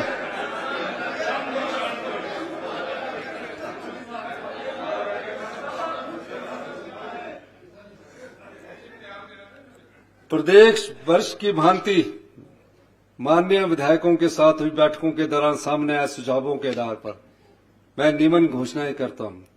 शिमला विधानसभा चुनावी क्षेत्र शहरी क्षेत्र होने के कारण नबार्ड के RID के अंतर्गत विधायक प्राथमिकता योजनाओं की स्वीकृति हेतु पात्र नहीं है। यही समस्या धर्मशाला, मंडी, सोलन तथा पालमपुर नगर निगमों में पड़ने वाले विधानसभा चुनाव क्षेत्रों में भी आने वाली है। मैं इन पांचों शहरी विधानसभा चुनाव क्षेत्रों के लिए नेशनल हाउसिंग बैंक के माध्यम से अर्बन इंफ्रास्ट्रक्चर डेवलपमेंट फंड के अंतर्गत इन शहरी क्षेत्रों की विधायक प्राथमिकता योजनाओं को स्वीकृत करने की घोषणा करता हूं। मतलब जो नगर निगम के दायरे में शिमला में तो काफी सालों से कोई इंफ्रास्ट्रक्चर के प्रोजेक्ट का पैसा नहीं मिलता था, पर 4 और नगर निगम बन गए, उनके दायरा भी उस इंफ्रास्ट्रक्चर के दायरे में नहीं आते थे। तो हम उनकी जो इंफ्रास्ट्रक्चर जो हमें नबार्ड के तहत मिलता है वो हम अपने उससे शिमला शहर को भी दिलाएं। हमारी सरकार के व्यवस्था परिवर्तन के संकल्प, हमारी सरकार के व्यवस्था परिवर्तन के संकल्प के अनुक्रम में मैं वित्तीय वर्ष 2024-25 से विधायक प्राथमिकताओं के स्वरूप में भी परिवर्तन करने की घोषणा करता हूं। अब माननीय विधायकों द्वारा सड़कों, पुलों, पेयजल योजनाएं अथवा लघु सिंचाई योजनाओं की 3 वास्तविक नई स्कीमों की प्राथमिकताएं दी जाएगी। इसके अतिरिक्त उपरोक्त में से एक प्राथमिकता किसी भी पूर्व निर्मित स्कीम के रखरखाव से संबंधित दी जा सकेगी। 5वीं प्राथमिकता HRTC के वर्तमान रूट पर इलेक्ट्रिकल बस चलाने तथा आवश्यक चार्जिंग स्टेशन से संबंधित होगी। ओवरहेड बिजली की तारों तथा अधूरे मुख्यमंत्री लोक भवनों का निर्माण कार्य पूरा करने के लिए विधायक क्षेत्र विकास निधि योजना के अंतर्गत प्रावधान कर दिया गया है।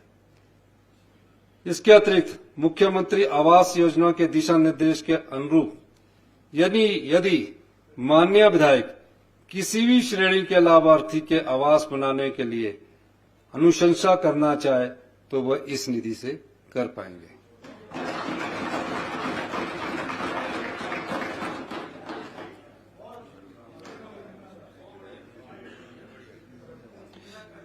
इसी के साथ विधायक प्राथमिकता के वित्तीय पोषण की वर्तमान सीमा को 20 करोड़ रुपए बढ़ाकर 175 करोड़ रुपए से 195 करोड़ रुपए करने की मैं घोषणा कर रहा हूं।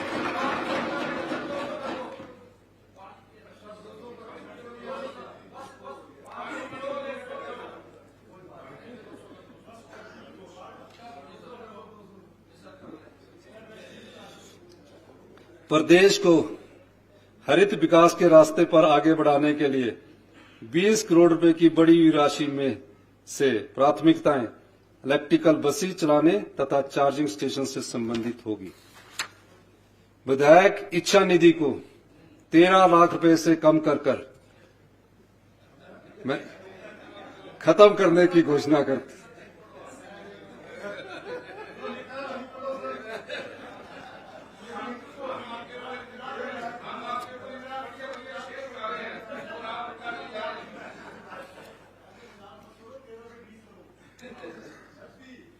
विधायक ऐच्छिक निधि को 13 लाख रुपए से बढ़ाकर, जो औरों को दिया वो इसी से काट के तो दिया, विधवाओं को दिया बेचारों उनको।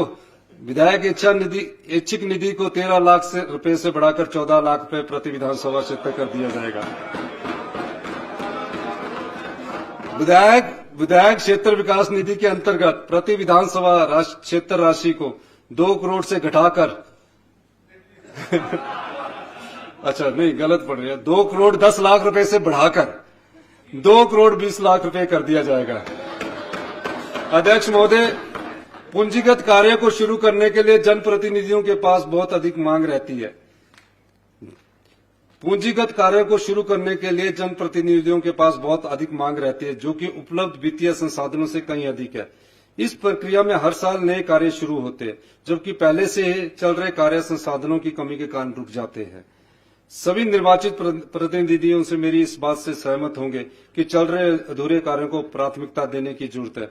मैं घोषणा कर रहा हूं कि चल रहे कार्यों को पूरा करने के लिए 2024-25 में कम से कम 1000 करोड़ रुपया खर्च किया जाएगा और उन कार्यों पर जोर दिया जाएगा जो पूरा होने के करीब है। राज्य के इतिहास में यह पहली बार हुआ है कि चल रहे कार्यों को पूरा करने को महत्व दिया जाएगा। कोई 1 करोड़ रुपए से फंसा है, कोई 50 लाख रुपए के से फंसा है, 4 साल से बिल्डिंगें बनी है, कोई 2 करोड़ 5 करोड़ रुपए के से फंसा है। अध्यक्ष महोदय, हमारी सरकार प्रदेश के विकास में सरकारी कर्मचारी और पेंशनर्स की महत्वपूर्ण योगदान को समझती है। उनके बढ़े हुए वेतन के एरियर्स के भुगतान के लिए हमारी सरकार संवेदनशील है। कर्मचारी व पेंशनर्स बहनों और भाइयों को भी वर्तमान सरकार को पुरानी सरकार से मिली विकट वित्तीय स्थिति की जानकारी है। जितने भी सरकारी कर्मचारी है, रोज रहते हैं, अधिकारी है, पेंशन भोगी है, हिमाचल की आर्थिक स्थिति की उनको जानकारी है। दशकों से हिमाचल सरकार पंजाब सरकार के वेतनमानों का अनुसरण करती आई है। अभी तक पंजाब सरकार द्वारा अपने कर्मचारी और पेंशनर्स के एरियर का भुगतान नहीं किया गया है। कठिन वित्तीय स्थिति के बावजूद मैं निम्नलिखित घोषणा करता हूं। सभी कर्मचारी और पेंशनर्स के वेतन तथा पेंशन से संबंधित एरियर्स का भुगतान चरणबद्ध ढंग से 1 मार्च 2024 से शुरू कर दिया जाएगा। 1 जनवरी 2016 से 31 दिसंबर 2021 के बीच रिटायर हुए कर्मचारियों की लीव, एनकैशमेंट एंड ग्रेच्युटी से संबंधित एरियर्स का भुगतान चरणबद्ध ढंग से 1 मार्च, जो 10 दिन बाद खत्म हो रहा है, 2024 से शुरू कर दिया जाएगा। मैं यह भी घोषणा करता हूं कि 1 अप्रैल 2024 से 4% की दर से महंगाई भत्ते की किस्त जारी कर दी जाएगी। इस पर लगभग 580 करोड़ रुपए प्रति वर्ष व्यय किए जाएंगे।